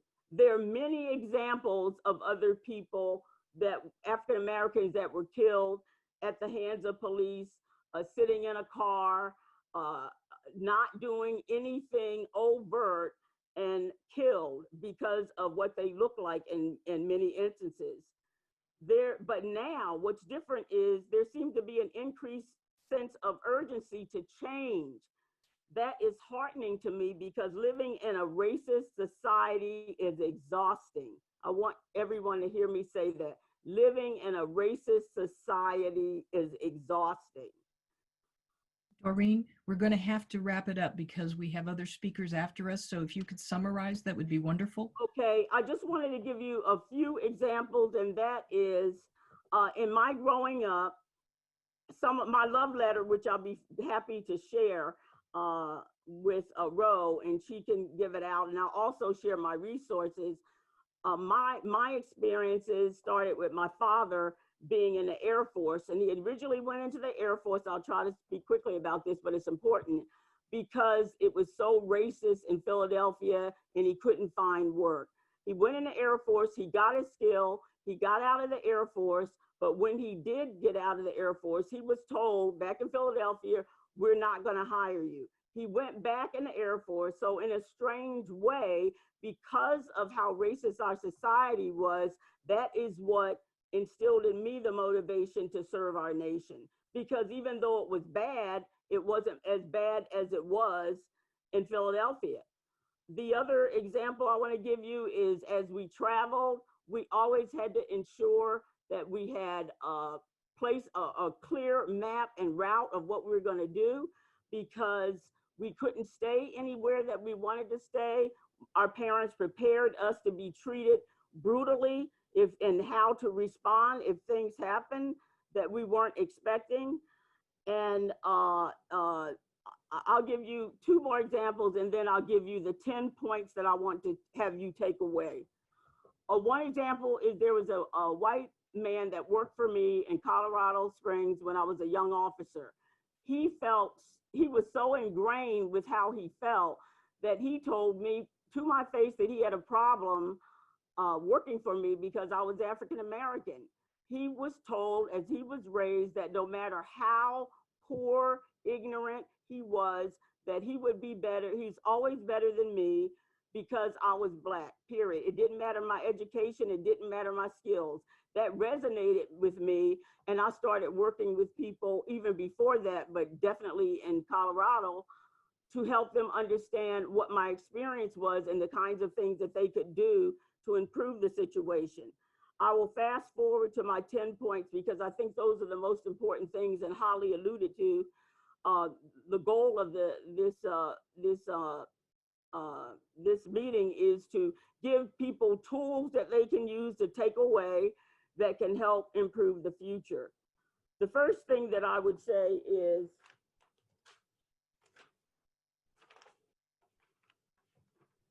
excuse me for a second. The first thing that I would suggest is that we have to admit that there's a problem. You can't solve what you don't admit and don't understand in detail. So we need to admit that the kinds of issues that many minorities have been talking about for centuries actually exist. Believe what we're saying. The second thing I would say is to listen. Not only listen, but actually hear and understand what affected people are saying about the negative impact of laws, policies, and hold people accountable for their actions, and hold yourself accountable for your actions and your inactions. Because if you're not acting, then in a way you're complicit with the status quo. The third thing is to educate yourselves, and especially your family. These behaviors are learned. Babies don't come out of the womb being racist and prejudiced. They're learning behaviors. We can do something about that. You can become an anti-racist. And that's my fourth point. It's not enough to just say you're not racist. You need to be an anti-racist. Studies have shown that children as young as 3 already know or beginning to understand the difference in what being advantaged by being white than being another race it gives them. They understand it that early, so we've got to work on that. The fifth item is hold our police accountable, insist on criminal justice and legislative reforms, decriminalize how minorities are treated in the criminal justice system. The sixth thing is exercise your right to vote in all elections. Help others to do the same. If you need to help register them, if they need help getting to the polls, do that. This is an all hands on deck kind of situation that we need to deal with. The seventh thing is organize and peacefully protest. Insist on restoring moral leadership in our government. The eighth thing is complete the census. How communities are funded, as many of you know, is a critical factor based on the census. The ninth thing is call out people, no matter who they are, when you see blatant racism or others being marginalized. And finally, do what you can do to change things. Do not wait for the things to get into a perfect kind of situation before you feel compelled to act. There are people that are dying in our society or not living their best life because of how we are structurally and institutionalized and operate. And remember, I want you to remember that white silence can be construed as being complicit with the status quo. Let's make this moment a catalyst for long overdue reforms. And with that, I will end, and hopefully there'll be questions at the end. I'll be very happy to take, and I will be happy to share all of my resources, publications and videos that might help you have the courageous conversations needed to change things. Thank you. Doreen, thank you. I'll turn this back over to Holly, please. Thank you very much. We're really interested in how this courageous conversation began, and maybe we'll have time at the end to really hear more about what your love letter resulted in from your white friends. I'd like to now introduce an advocate, someone who has not waited for the world to improve, but has really been an activist in making the world a better place. Mazen Mukhtar is a Sudanese American who by the age of 16 had a paid position with the University of Maryland Space Systems Laboratory, one of the premier aerospace engineering laboratories in the United States, as well as a job offer from Boeing. He dropped out of school when he was in his 4th year at 18 to start working to reform the educational systems in California and New York. He co-founded the Akshar Foundation in India in 2013, where he helped to develop the Akshar education model, which converts schools into centers for sustainable development and community transformation. I really encourage you all to go to the Akshar Foundation's website, which is aksharfoundation.org, because this program is phenomenal. We're not going to be able to discuss the educational aspects, but what we are going to discuss and have Mazen talk to us about is another form of discrimination that occurs not only in India, but the US and other parts of the world. And that's colorism and caste, dark versus light skin tone. And Mazen is going to talk with us about conversations to transform attitudes, behavior, and social norms among children, adults, and families. He's going to address institutional and societal marginalization based on caste and skin color, and how he's operated with his partner in a rural, an urban, remote area in India without all of the advantages that we discussed earlier in terms of social media. So Mazen, thank you very much for joining us from Assam, India.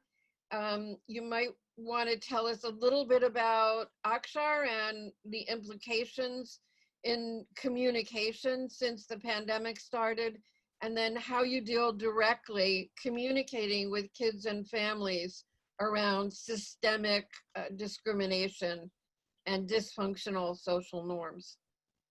Sure. Thank you so much, Holly. Thanks to all the organizers for helping me, for inviting me to participate. So as Holly said, at Akshar Foundation, we've developed a new education model that turns schools into centers for sustainable development. In short, we employ child laborers as teachers and as development workers. Now, the school is designed to be a microcosm of society at large. So it includes a legal system, a system of wages, a banking system for students, and financial penalties for kids who violate the code of conduct. I'll give some background on the model, since the financial system and the legal system we have in the school help us to very effectively address issues of discrimination among the students. Next slide, please.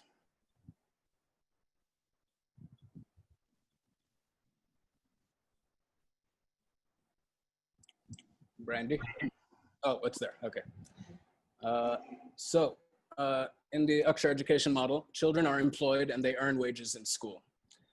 We started paying children to get dropouts and child laborers back into school and keep them from dropping out again. They earn wages mostly by teaching younger students, but also by working after school in the office, recycling center, animal shelter, tree planting, and landscaping, and even making furniture for the school in the carpentry workshop. We're building a school to career pipeline with a promise to parents and students that teens will be placed into a high-skilled career through college for some, or apprenticeships and training in a craft for most. The different jobs they can do on campus help them to find a high-skilled profession that suits them. Here's a quick 2-minute video that will give you a good idea of our program. If you please, Brandy.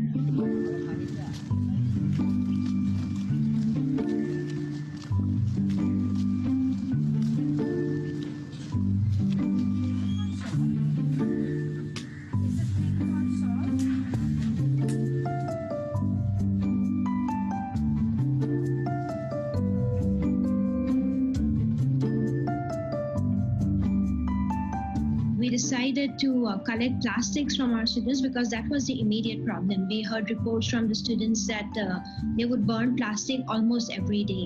And in the winter months, all the students gather around it for warmth. So then we made it compulsory.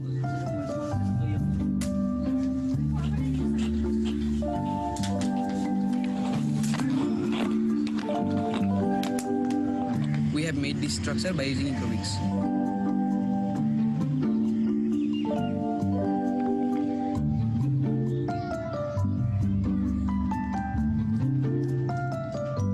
The students are also getting more conscious now. They are aware that plastic is bad for health, burning plastic is bad, and they are talking to their parents about the ill effects, and like that actually they're starting to understand.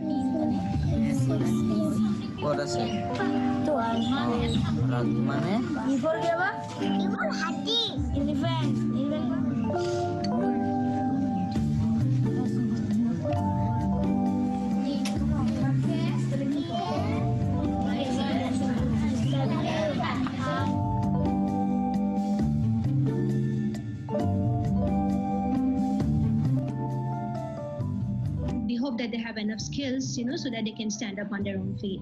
So we are trying to develop a model where we go from schooling to employment.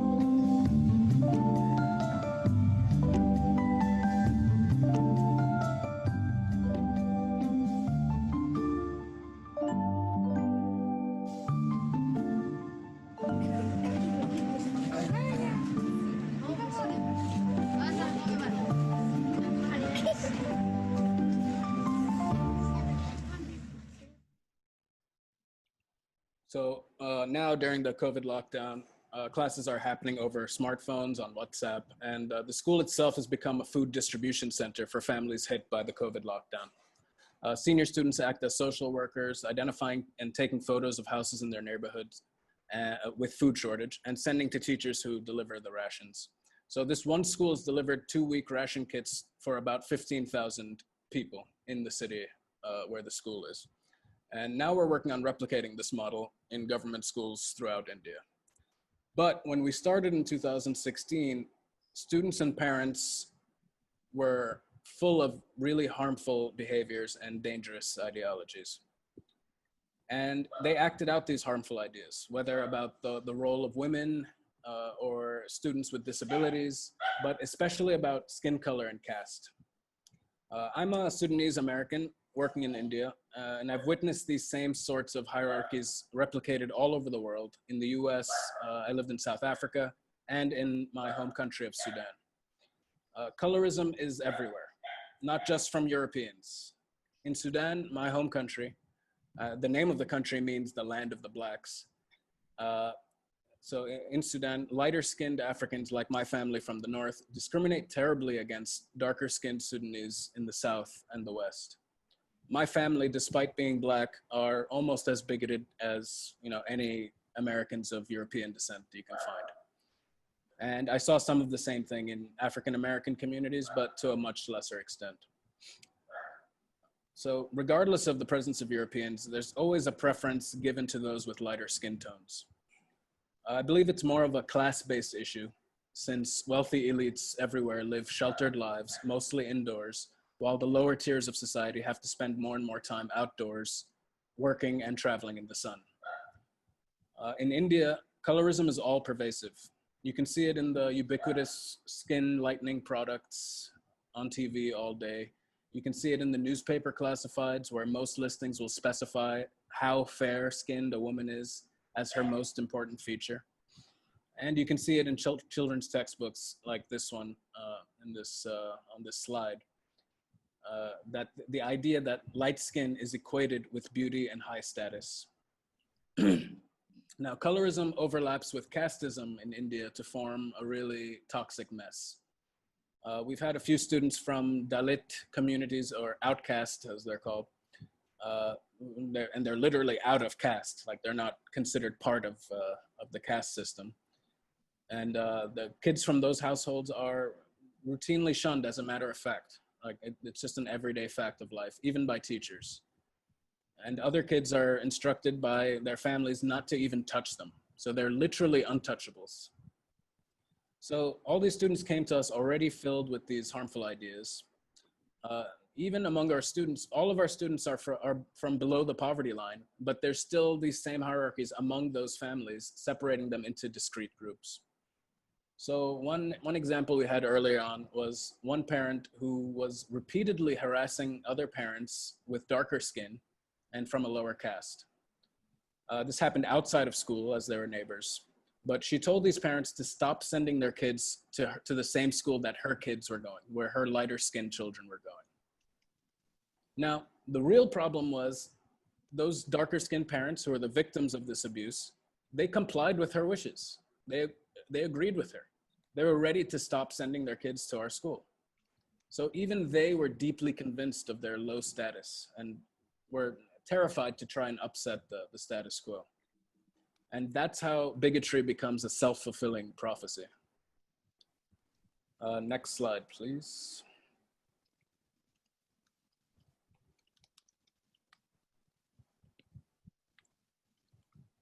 So my wife, Parmita, who is the principal of the school, we kind of developed a bit of a system for addressing problems like these that come up from time to time. She went to the offender's home and very loudly and publicly shamed her for her behavior in front of all the neighbors.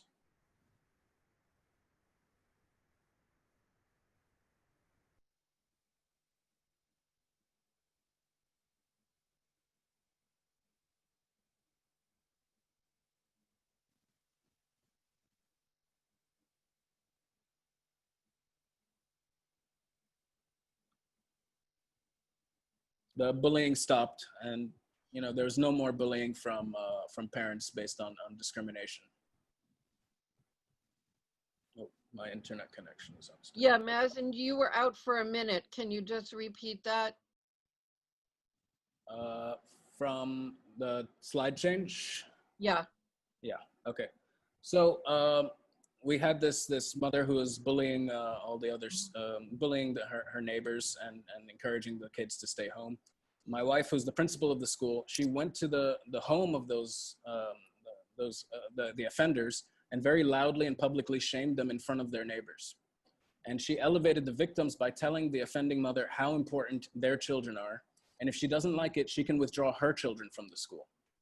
Then she had to scold the victimized parents for acquiescing to her crazy demands and for having such a low opinion of themselves. After that, the bullying stopped and we all could put the matter behind us, and there was no more bullying from parents. Because it was so public, all the parents could see the shaming process. So we still, after that, had a few cases of discrimination among students in the early days, but no incidents in the last year or two. And this tells us that the system is rather effective. So the 4 steps are essentially public shaming, holding a mock trial for open discussion, empowerment of the victim, and forgiveness of the perpetrator after they're punished. So another case to illustrate, we have a daily system of tutoring in the school called Matchup, where an older student is paired to teach a younger one, and they get paid for this. So in one pairing, the young student refused to learn from his mentor. And his explanation was, she's too black to teach me. I can't learn from someone that black, someone with such dark skin. So the first step was to call him out in front of the class. Then we had a short sort of a trial, like a mock trial, where the victim gave her testimony, the witnesses gave theirs.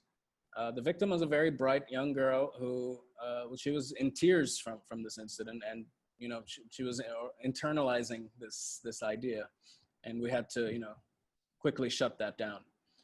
So the student was found to be guilty, and he had to pay a fine from his earnings. So in this case, the victim was already in a position of authority over the perpetrator, so we restored her to that role and gave her a little bonus for having to deal with such a difficult student. But finally, there has to be forgiveness. There has to be a way back for the perpetrators, where the student in that case could be praised for any good work that they did, even the same day. And that's so that they can leave behind that behavior rather than start to identify with it. We have to make sure that they don't start to think that that behavior is a part of who they are. Now, there were a handful of other incidents, but mostly the actions and punishments of a few perpetrators served as a lesson for all the other students. And no one wants to pay a fine. Now there are virtually no instances of bullying in the school, and it's a really harmonious learning environment. And we hope that means that as adults, they'll not tolerate that kind of behavior either. Thank you for listening. Thank you, Maz, and I hope we'll be able to interact with you directly. There are lots of comments and questions. Now I'd like to introduce Dr. Eleanor Nwatanobi. I realize that we're pressed for time, but we really wanted to be able to present different aspects of the communication process and how that can lead to advocacy, action, and social policy changes. In this situation, we're going to talk directly about how the communication process leads to changes in social policy. Dr. Nwatanobi will discuss communication regarding the marginalization of widows of all ages worldwide due to harmful traditional practices, stigma, and discrimination. She'll focus on the transformation of community civil society conversations to advocacy platforms, leading to the development of social policy changes, resulting specifically in the global treaty to end violence against women and girls. Dr. Nwatanobi, who is the president of the Medical Women's International Association. She's joining us from Abuja, Nigeria. Thank you so much.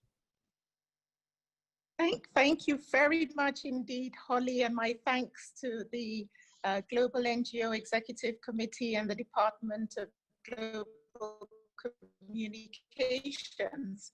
I'm just going to dive straight in on, highlighting, as Holly has said, a harmful traditional practice that occurs in parts of Africa and mostly in the southeast of Nigeria, for which I've been working on for 25 years. With the pandemic of COVID, we do now have a pandemic within a pandemic because of violence against women and girls more broadly. And when you look at the intersecting pandemic of what we have been talking about regarding communication and information that is either fake or false. So what's the situation with harmful traditional practices?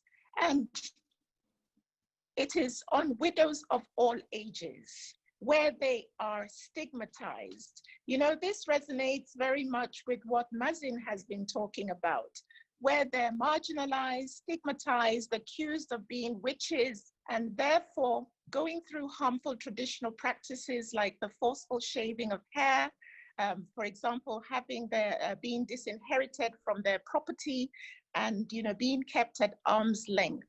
Thankfully, due to the work that we have been doing through local and national laws, the more horrific practices like forcing the widows to drink the bath water in which their husbands' remains had been washed in are being phased out.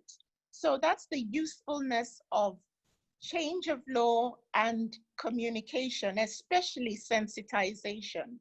So people have always looked at widows in the context of the elderly, but we do have a situation of another harmful practice, which is child marriage. And because of child marriages, it then means that if a child loses her husband, that child becomes a child widow. And sadly, we do have, especially in the northeast of Nigeria, a conflict that has been raging since 2009, which is the Boko Haram conflict. The world, stood still when there was the large-scale abductions of the Chibok girls, and the global community rallied round. But what you found there was that you found young girls who were abducted, and the abductions had actually started a long time before and have continued since. But the fact that these young girls were in a part of our geography where girls going to school is a challenge, and these are girls who had managed to get into school, and they were in their boarding school and they were taking their exams, and over 200 of them were abducted in one night. Now, what you have is in a situation where with the Boko Haram conflict, if we had young girls who had been married early and widowed early as a result of a Boko Haram attack, if they were then forcefully married by their Boko Haram captors, and if during the war, we have the soldiers now attacking the Boko Haram soldiers, it now meant that a child widow would be widowed again. And then you would then have that layered widow, as we call them, a child widow, widowed, more than once. And if she comes back with a child, you then find that that child is called bad blood. And you would think that the family would welcome and support the child.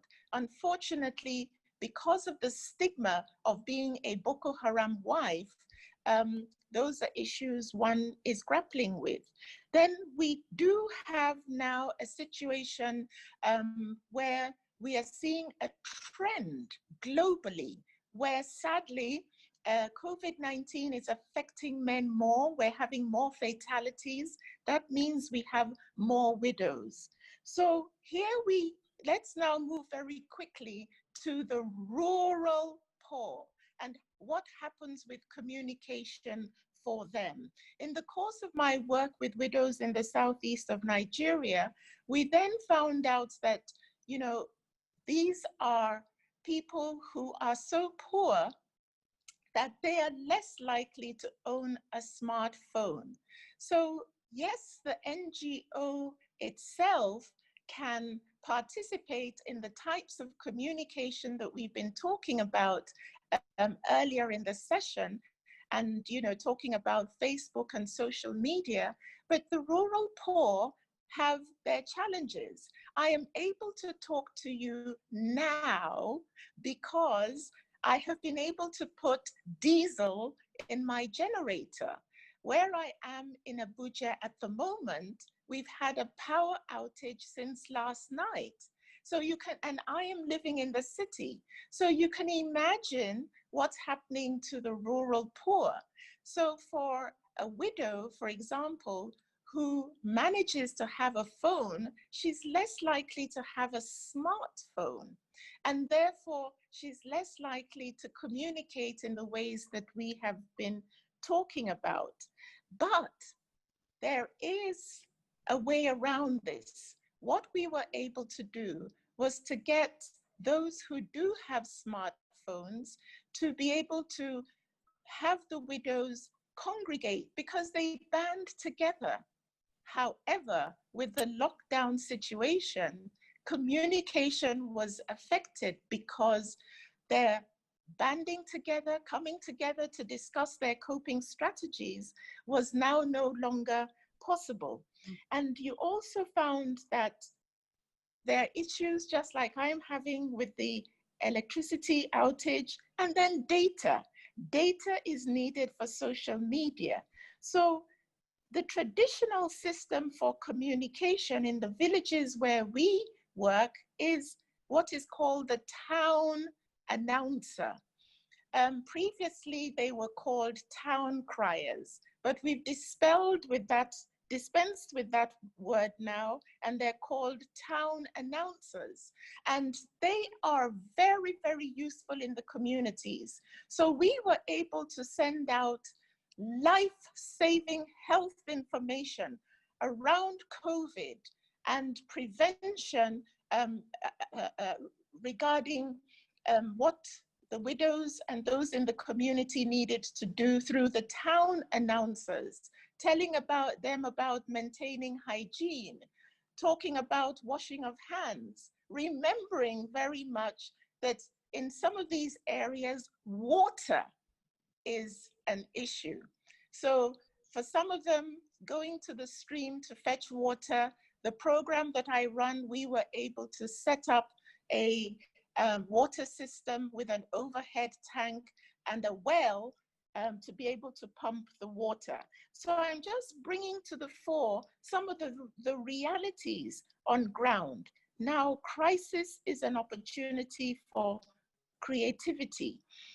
The program, in the way that it was designed, was looking at the full value chain for widows who had their palm trees. They would be able to go to the mill, they would be able to crush their palm oil and, you know, then take that to the markets. But we were able to very quickly, through communication, ensure that through the lockdown, they could safely conduct their business through the palm oil mill in a way that they could still sell their palm oil to the local communities. Language is hugely important. When we have several languages, over 200 languages in Nigeria, and within those languages, we have dialects.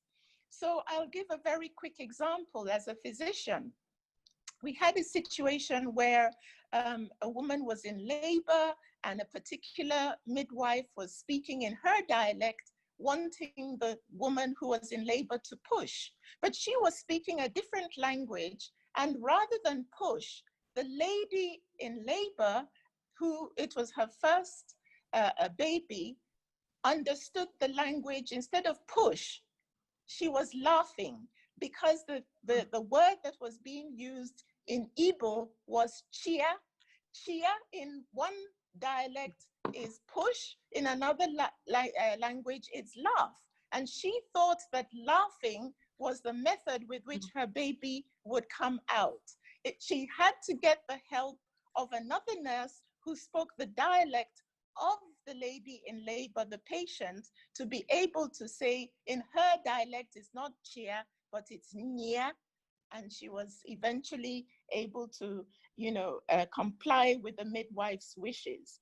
Another thing that happens here with communication is, in order to communicate with some of the widows, there's a system that we use called flashing. Flashing in, you know, one language means something else, but for us it means send me a missed call and I'll know that you have a challenge and I can then respond to you. So somebody gives you a missed call, so you say, flash me and I will call you back. That way, the cost of the call is on myself and not on the person calling me. The messaging has to be consistent, and we have to make sure that the voices are inclusive.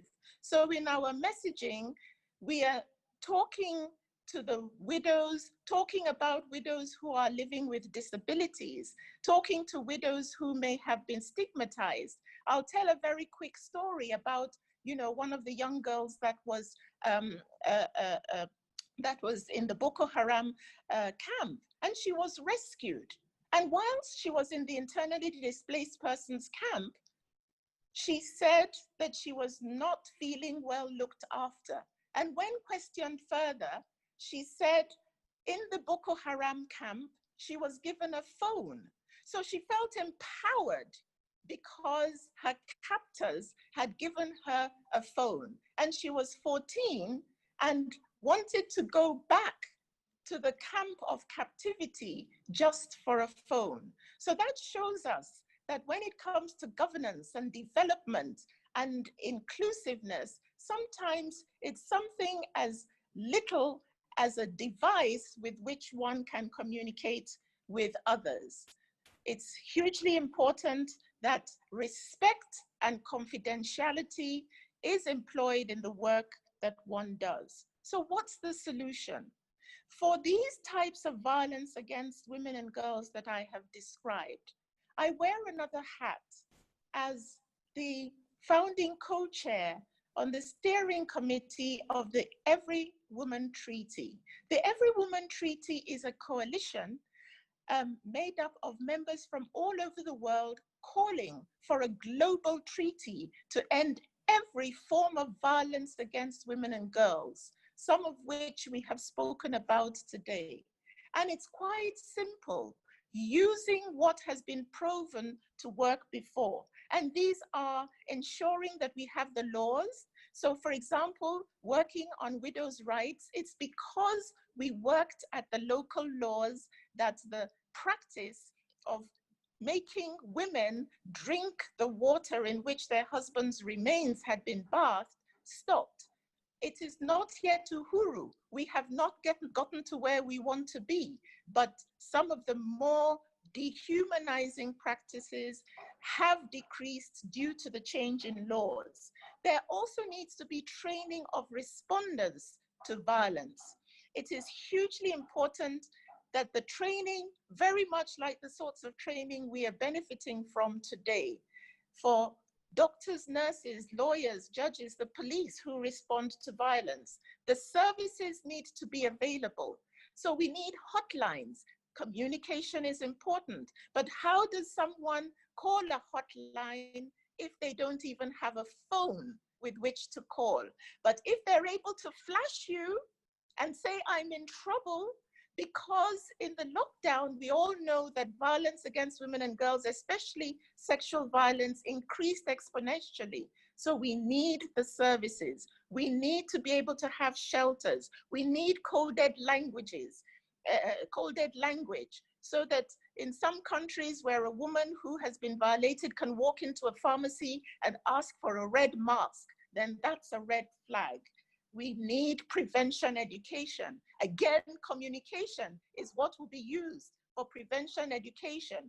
Again, the sorts of what we heard Mazin talk about, so that, and his wife, making sure that there is respect and dignity of humans for humans within humanity.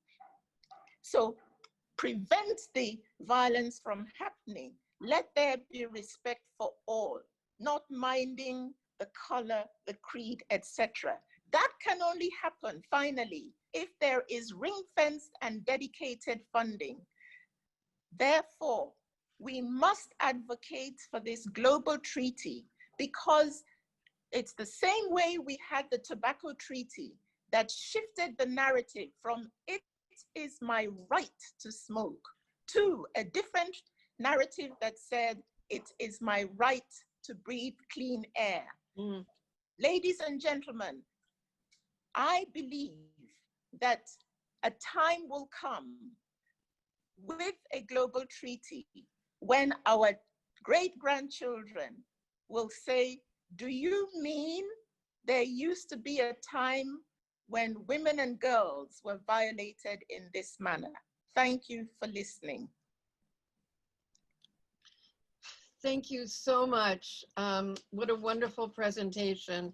I'd like to now open the floor up to questions, comments, and interactive discussion. Each of our presenters has, I think, inspired each of us to make change where we are, where we can, by using communication methods from basic to highly sophisticated.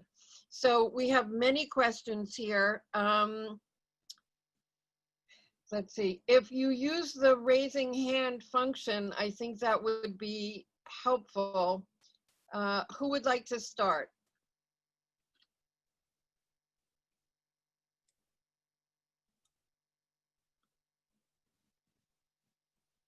Hi, Holly. This is Rose. If there isn't any other comments, I'd like maybe Doreen to talk more about what she wrote in her love letter to her white friends. Yeah, please share that. We just have a couple of minutes though, so it can't be too long. And we'd very much like to have that as part of our resources. We've included resources for all of you that will help facilitate our understanding of each of these scenarios. Thank you, Holly. I'll be as brief as I can. Okay. The love letter basically shared from a very visceral space in my life, my experiences, so that I could help people who thought they knew about my experiences to understand how different they were from what the perception was. So that was a starting point, is to have them understand. And also the love letter included specific recommendations and tools that they can use to start the conversation, because frankly, when I got feedback from a number of people, they said they were so happy that I outreach to them because they had no idea how to begin the conversation and how they could do something different to help address the issues.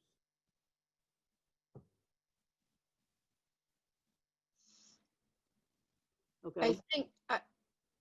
I think that what touched me when I first heard about this was how important it was to communicate our experience with each other. And that seems so basic, but a step that we often just miss. And communicating the nature of each of our own experiences with someone in a way that promotes understanding, I think is exceedingly important. Thank you for that, Holly. And that is extremely important. And I thought about that as Eleanor was speaking, because that is why I presented some definitions at the beginning, because often when we are speaking to each other, you have a different thought of what a word may mean, or what a posture may mean. And unless you get on the same sheet of music, things are not communicated properly and the messages become convoluted. I'm wondering if some of our youth participants would like to make some comments. We have many young people here, and I'm wondering if any of them would like to share their thoughts about some of these issues and communication issues that you're confronting. Isatoa Shamsu, a young leader of youth-led NGO, African Students for Interfaith Tolerance. Would you like to share some of your thoughts with us? Oh, I'm sorry, that person had to leave quickly, sorry. But if in the chat line, there's an email address so we can correspond.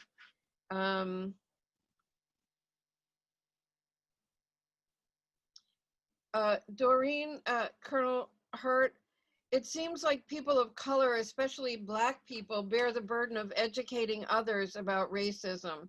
How can white people join the dialogue and take some of that burden away from people of color without drawing attention away from or minimizing the experiences of people of color? When this great publicity began, and there were so many conversations with my friends and colleagues, as people of color, they were, as you alluded to, almost considered experts. And the one phrase that I heard from them over and over again was the same one you used: I'm exhausted.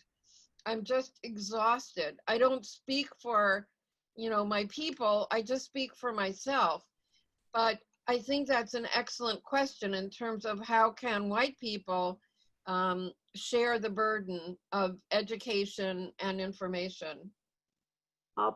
You can start by being honest. And that's what I said in number one, is you have to acknowledge that there's a problem. If you are a white American living in the United States of America, there are privileges that you have without doing anything. Just waking up in the morning before your feet hit the floor, you're given the benefit of the doubt. That is not the case for African Americans. We don't get that.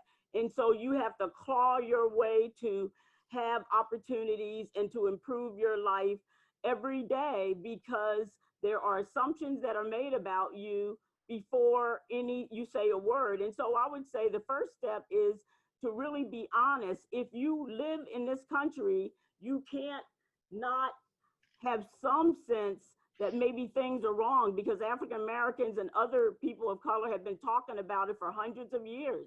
This isn't new news. So be open to the fact that maybe what your experience is not what other experiences are, and be willing to get educated, but don't count on Black folks to educate you. Go out and get your education so that you can be a tool for change, an instrument of change. Thank you.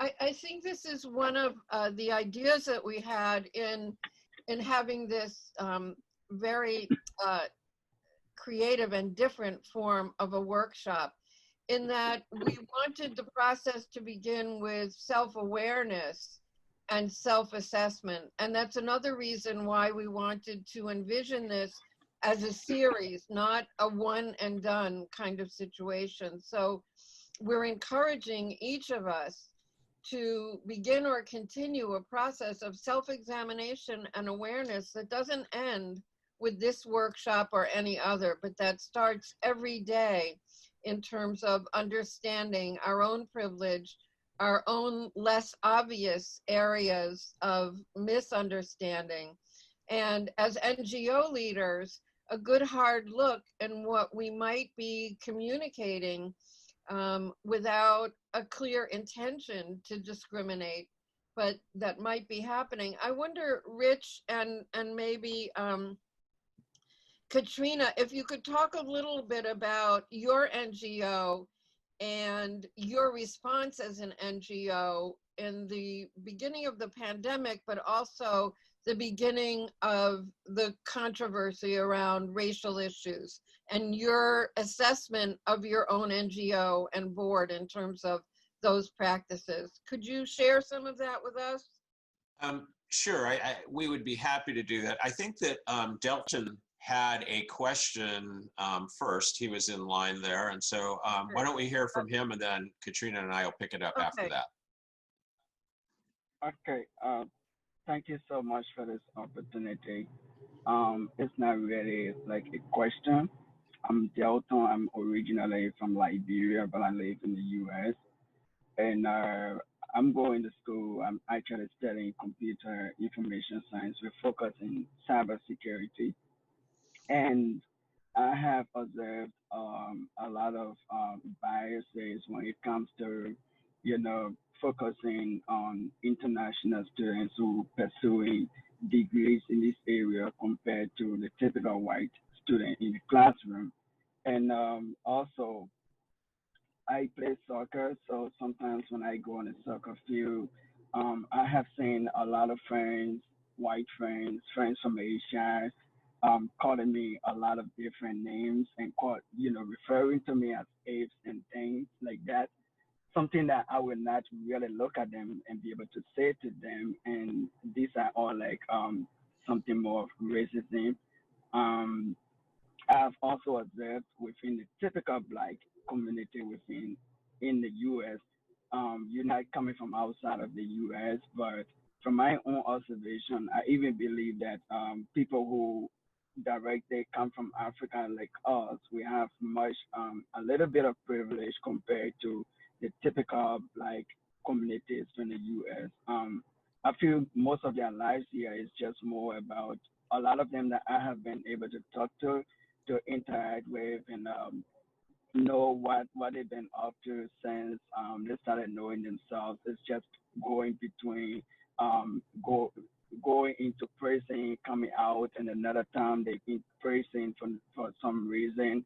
And I think most of their lives is just surrounded around being incarcerated and a lot of things like that. And at the end of the day, a lot of them grow up and they barely have skills, and they almost like lost everything. And I think these are all like my observation about it. And yeah. Thank you very much. It's important for us to hear that and take that seriously. Thank you. We hope that your stay here improves very much. Rich? All right, Katrina, you want to start? Sure. Holly, I believe your question was, how did ACA respond to some of the most recent crisis that has happened in the last few months? Well, we knew that we would immediately have to make an official statement. Being a professional society, our members and people on the outskirts of our membership, they look to ACA for guidance. They look to us to see what we are saying about certain situations. So we knew we would need to prepare a statement first off so that everyone knew where ACA stood on these issues and what we were prepared to do to answer the call that this moment is asking from all of us. And I'll let Rich talk a little bit about how that process happened with actually developing the message, because he worked very closely with the governing council to get that done. But when it came to me and my team and how we had to make sure that we had the message out there on all of our channels, after we put the statement up on our website, we definitely want to make sure that all of our members and followers could see it in different ways. We did a dedicated email about our Black Lives Matter statement.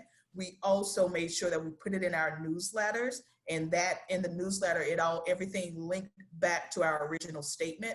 And of course, we had quite a few social media posts, not just about our statement, but also giving our audience resources that could help them help them navigate through the crisis.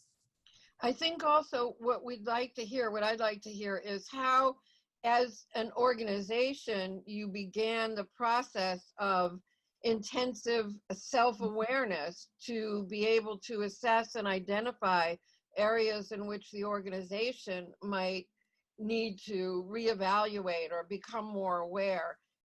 We're talking about doing that as individuals in an ongoing way. And I think we'd all be interested in how you did that as an organization. Because I remember, Rich, you were very involved in that process when it was happening. Right. So, part of it is in terms of the counseling profession, because multiculturalism and diversity is such a key component, that we knew we were going to address the issue. That part wasn't a problem. It was getting a little deeper with people and trying to understand that it wasn't just some scholarly or academic discussion, but that it was going to impact and affect everyone, because it does affect everyone. So we knew that the board was going to have to do something. We knew that we were going to have to do something on staff. And what came out was that the systemic racism that belongs and is part of the profession itself needed to be addressed. So it was a tall order. And, we are fortunate. We have a good board who felt strongly that something had to be done. I will tell you, Katrina can tell you, our first statement was okay, but it wasn't really as strong as it needed to be.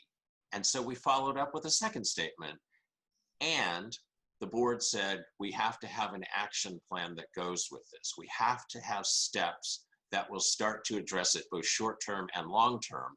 And so they formed a group that would do that. And they worked really fast because everybody knew that this was a key moment in time. That, yes, we could sit there and say, oh, this is terrible and all this has happened. But they also knew that this was a moment when we could capture it and take some real action and make some real change. And I think that just as we heard from all of our panelists just now, and we're so grateful for all the work that all of you are doing, it's trying to figure out how do you raise awareness and increase growth, and again, look at how do you engage people. And from Doreen's really very personal story to invite people into courageous conversations, or when Mazen shared the Akshar Foundation video. So that video was just shown to people in 25 different countries, because that's how many people are on this call. And then what Eleanor talked about in terms of the oppression and stigma on women, it is that NGOs are able to elevate and amplify the voice of those who don't have one. And that's a responsibility we all need to take forward. And that's what we did in our association relative to anti-racism. So that's just a small sort of example of what we did and how impacted I think that we all are by this. Thank you. And I think it's the hope of the executive committee to serve as a liaison among all of the NGOs affiliated with the Department of Global Communications so that we can share information, we can share knowledge, we can share experiences that again will elevate and amplify the voices of all the peoples of the world so that we're working together in harmony to improve situations through communication on every level for all the people of the world. Eleanor, we're getting some questions about how people can participate in disseminating information about the treaty. And I wonder if you'd like to share some details about that. Yes, indeed. Quite simply, the website is everywoman.org. And we are, we would like you to sign up to the People's Treaty. The treaties are usually drafted by nation states, but we have what we call the People's Treaty, where for 7 years we looked at every single type of violence against women and girls. These types of violence can be appropriately dispensed with, because what we are looking for is zero tolerance for any type of violence. It was during our 7-year work that we heard, for example, about breast ironing, a situation where in parts of Cameroon, to stop Boko Haram from abducting young girls, their own parents are heating stones and putting on the breasts of girls at the time of puberty so that their breasts don't develop. So we do have the People's Treaty, which is like a zero draft of what we would love to see in a treaty. And unless we have a global binding norm of this nature to which every nation state will sign up to, then that's the only time we can get rid of these immensely dehumanizing practices around the world. So please go to everywoman.org, sign up for the People's Treaty, volunteer to be voice. Just like Rich said, be a part of us. And Katrina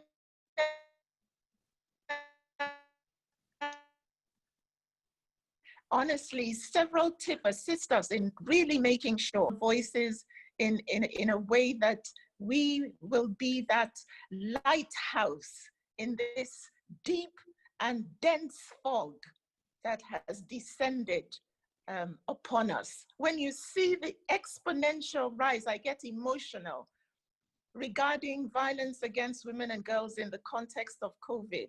That's why we were the first to say that this is a pandemic within a pandemic, because before the viral pandemic, we had a situation of 1 in 3 women and girls who had undergone one form of violence or the other. And that's a pandemic right there. And then in the lockdown situation, women and girls were locked in with their abusers. And there was an exponential rise that caused the United Nations Secretary General himself to put out a clarion call for a ceasefire. And when you talk of a ceasefire, it means that you're referring to the act as a war. So he called what is happening to women and girls behind the closed doors of lockdown a war, by calling for a ceasefire. So please, thank you for that question, and do come on board. Quite simply again, repetition is for emphasis, everywoman.org, and I'll put it in the chat box. Thank you.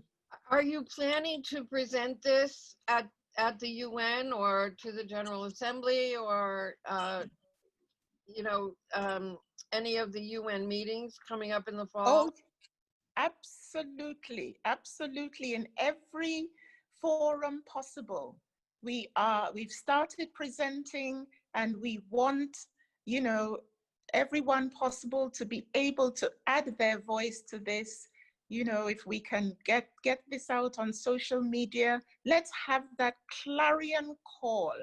And we are looking for that very first nation state that will have the courage to get up amongst the peer nation states, whether it's at the UN General Assembly, at the Human Rights Council, to say the time has come for this to end. Let me quickly tell you a story.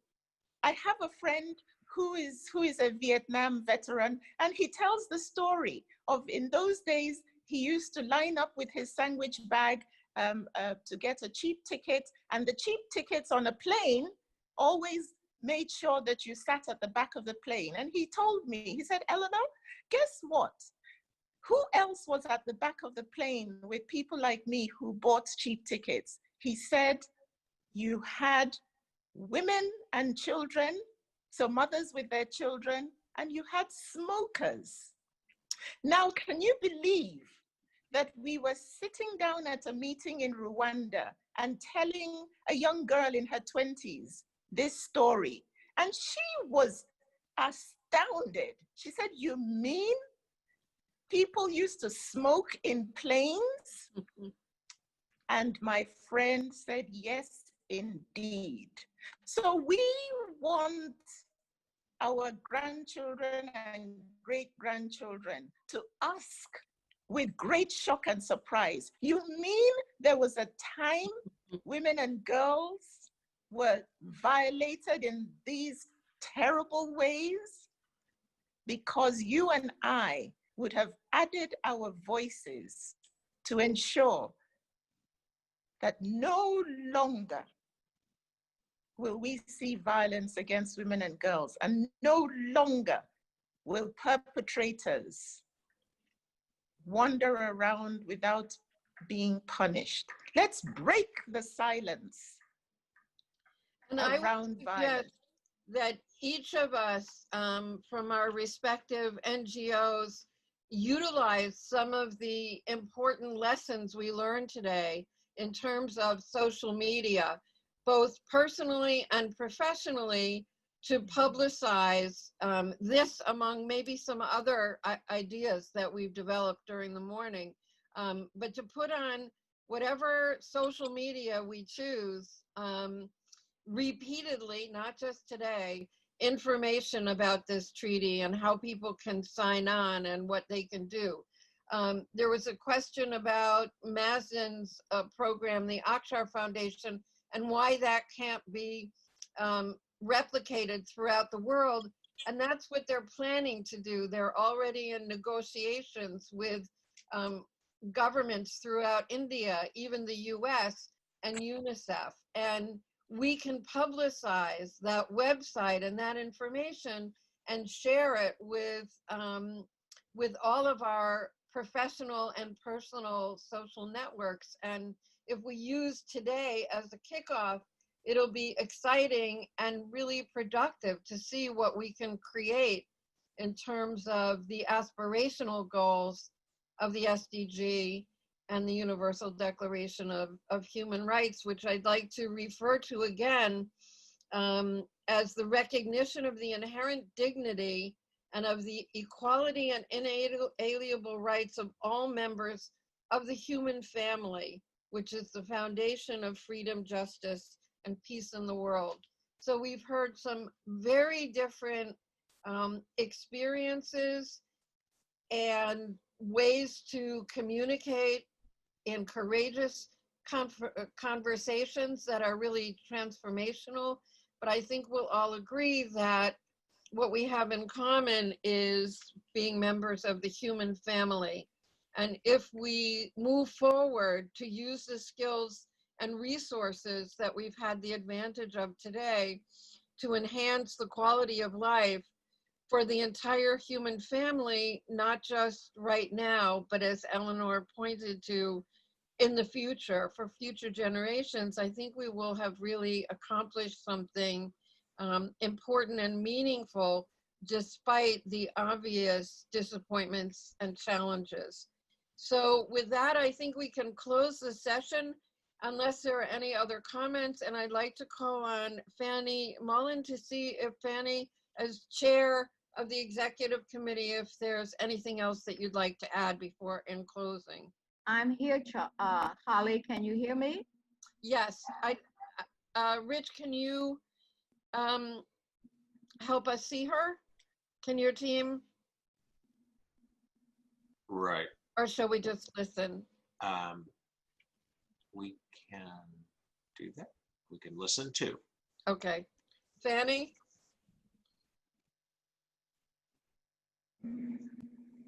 There you are. Okay. First of all, I want to give my appreciation and gratitude to all of the participants. And it was a very informative conversation. I would like to have a copy of Colonel Durant's 10 points. I think they were accurate. I related to many of the things that she said in those 10 points. I will tell this brief story. My great-great-grandmother, my mother's mother, was a slave. And I was very young, and she lived to be 114 years old. And I just slightly remember what she said, how cruel slavery was. And I also would like to make a statement about the organization that I represent at the United Nations. It's the National Council of Negro Women.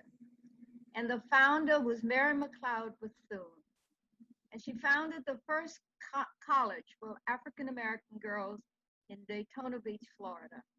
My organization has been in the forefront for civil rights and human rights since its inception. And Mary McLeod Bethune was in San Francisco in 1945. And she sent back a letter to all members of the organization stating that all mechanisms developed by the United Nations must have a place for persons of color. And that statement has stayed with me in my organization and our members all our lives. And that's what we work for, human rights. And I agree completely that we must start to talk about how we dismantle racism and how we come to an understanding that we are all the same in the eyes of God. So I appreciate this meeting. I think it was very informative. And I have learned some things, and I do think that we all need to talk and talk. I like to talk. Talk is good. But it's our responsibility to reach out. And if we don't understand, ask questions. You can never ask the wrong question. The question that is wrong is the question that's not asked.